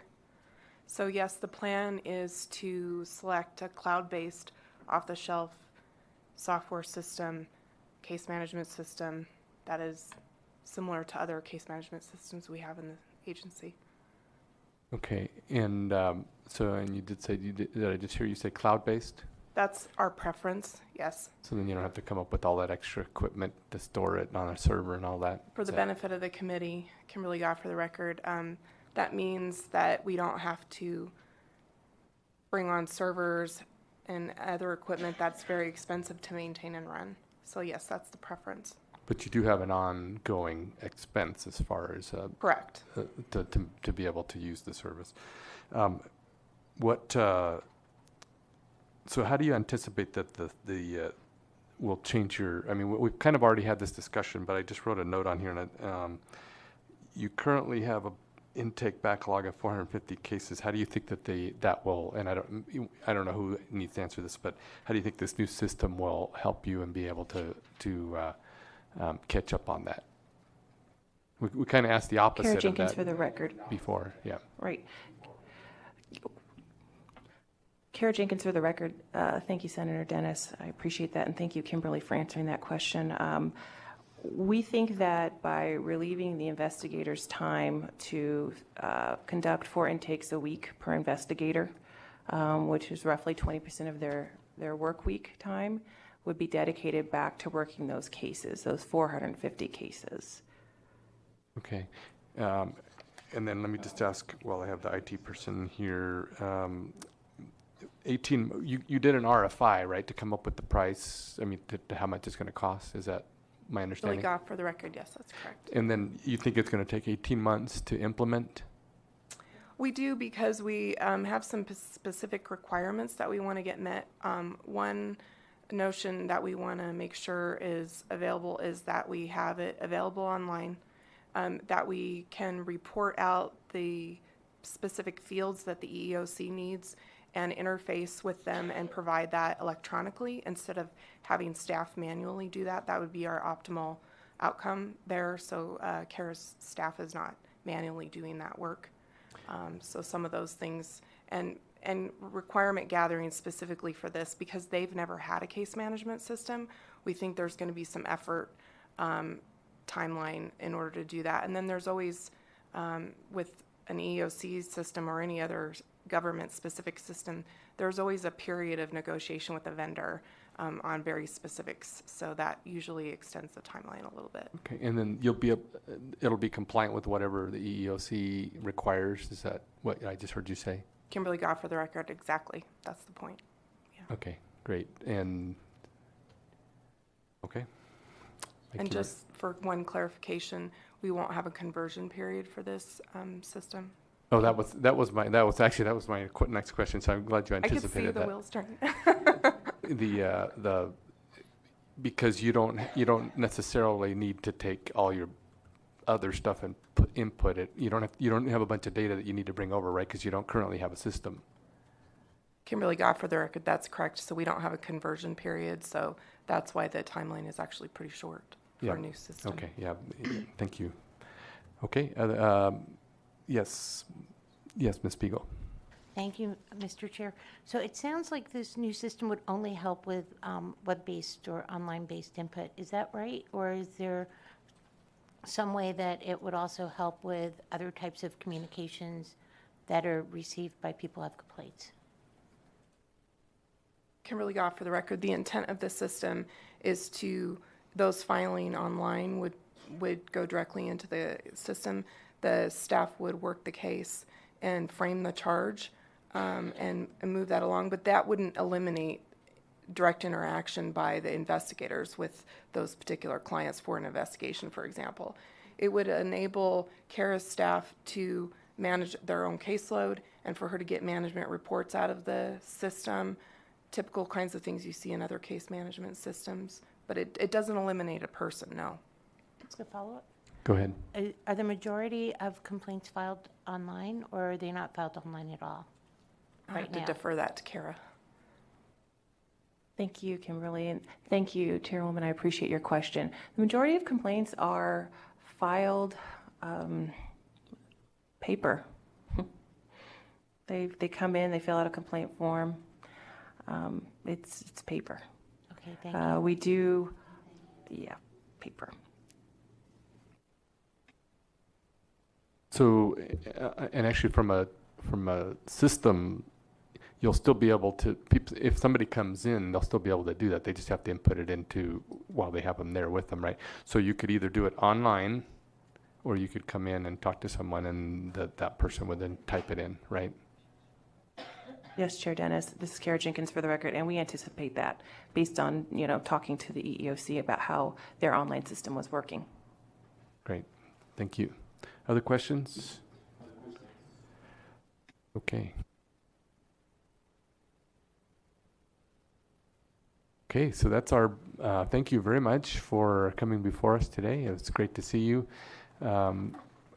We are done with that budget, and we are going to go to public comment. So I know we had somebody in Las Vegas that wanted to give public comment. If you'll come forward. Anybody here wishing to give public comment, if you'll come forward, as well as anybody additional in Las Vegas, feel free to come forward. All right, go ahead. Good morning, Mr. Chair, co-chair, members of the committee. My name is Ernest Hall. I'm here representing myself. I have 18 years of experience working with folk rehab as a community advocate for folks with disabilities. I've served on the Nevada State Rehab Council for the past 6 years and just completed my final term, my final meeting as a council member and as the council chair about 2 weeks ago. I am always amazed at the commitment that Ms. Hendren and her staff show to continuous improvement in the processes they administer. They don't always get the resources that they request, but they do make the best of the resources they're given. During the discussion on the budget update at the last council meeting, the consensus of the council, and it was only a discussion item, so the council was not able to act with a formal resolution, but I felt it important to come and let you know the council, the discussion consensus was that Voc Rehab needs more counselors, that the current budget request does not provide enough vocational rehab counselors and technicians to meet the growing needs that are coming out of WIOA. Every position in this budget request is important. The additional counselors that aren't represented in the governor's proposed budget, which I support, but I believe needs more counselors, are going to be more and more important as WIOA requires us to focus on individuals with significant disabilities that need customized employment. That is more expertise and more time from each counselor serving those individuals. Supported employment, those folks are underserved, and the counselors that we're using are overwhelmed. There is always a counselor position open, and transition in VR counselors tends to be higher than you would hope, and that's a nature of working understaffed and having continuous changes. WIOA has been a lot of work for everybody. They've risen to the challenge, but additional counselors would help them feel respected. Other counselors would feel rewarded for working a caseload that's more manageable and able to dedicate more time to making each case more successful in the long run. Thank you for your time this morning. Thank you very much. Anyone else wishing to give public comment here or in Las Vegas, if you would come forward? Not seeing anyone. We have no further items to come before us. We are adjourned.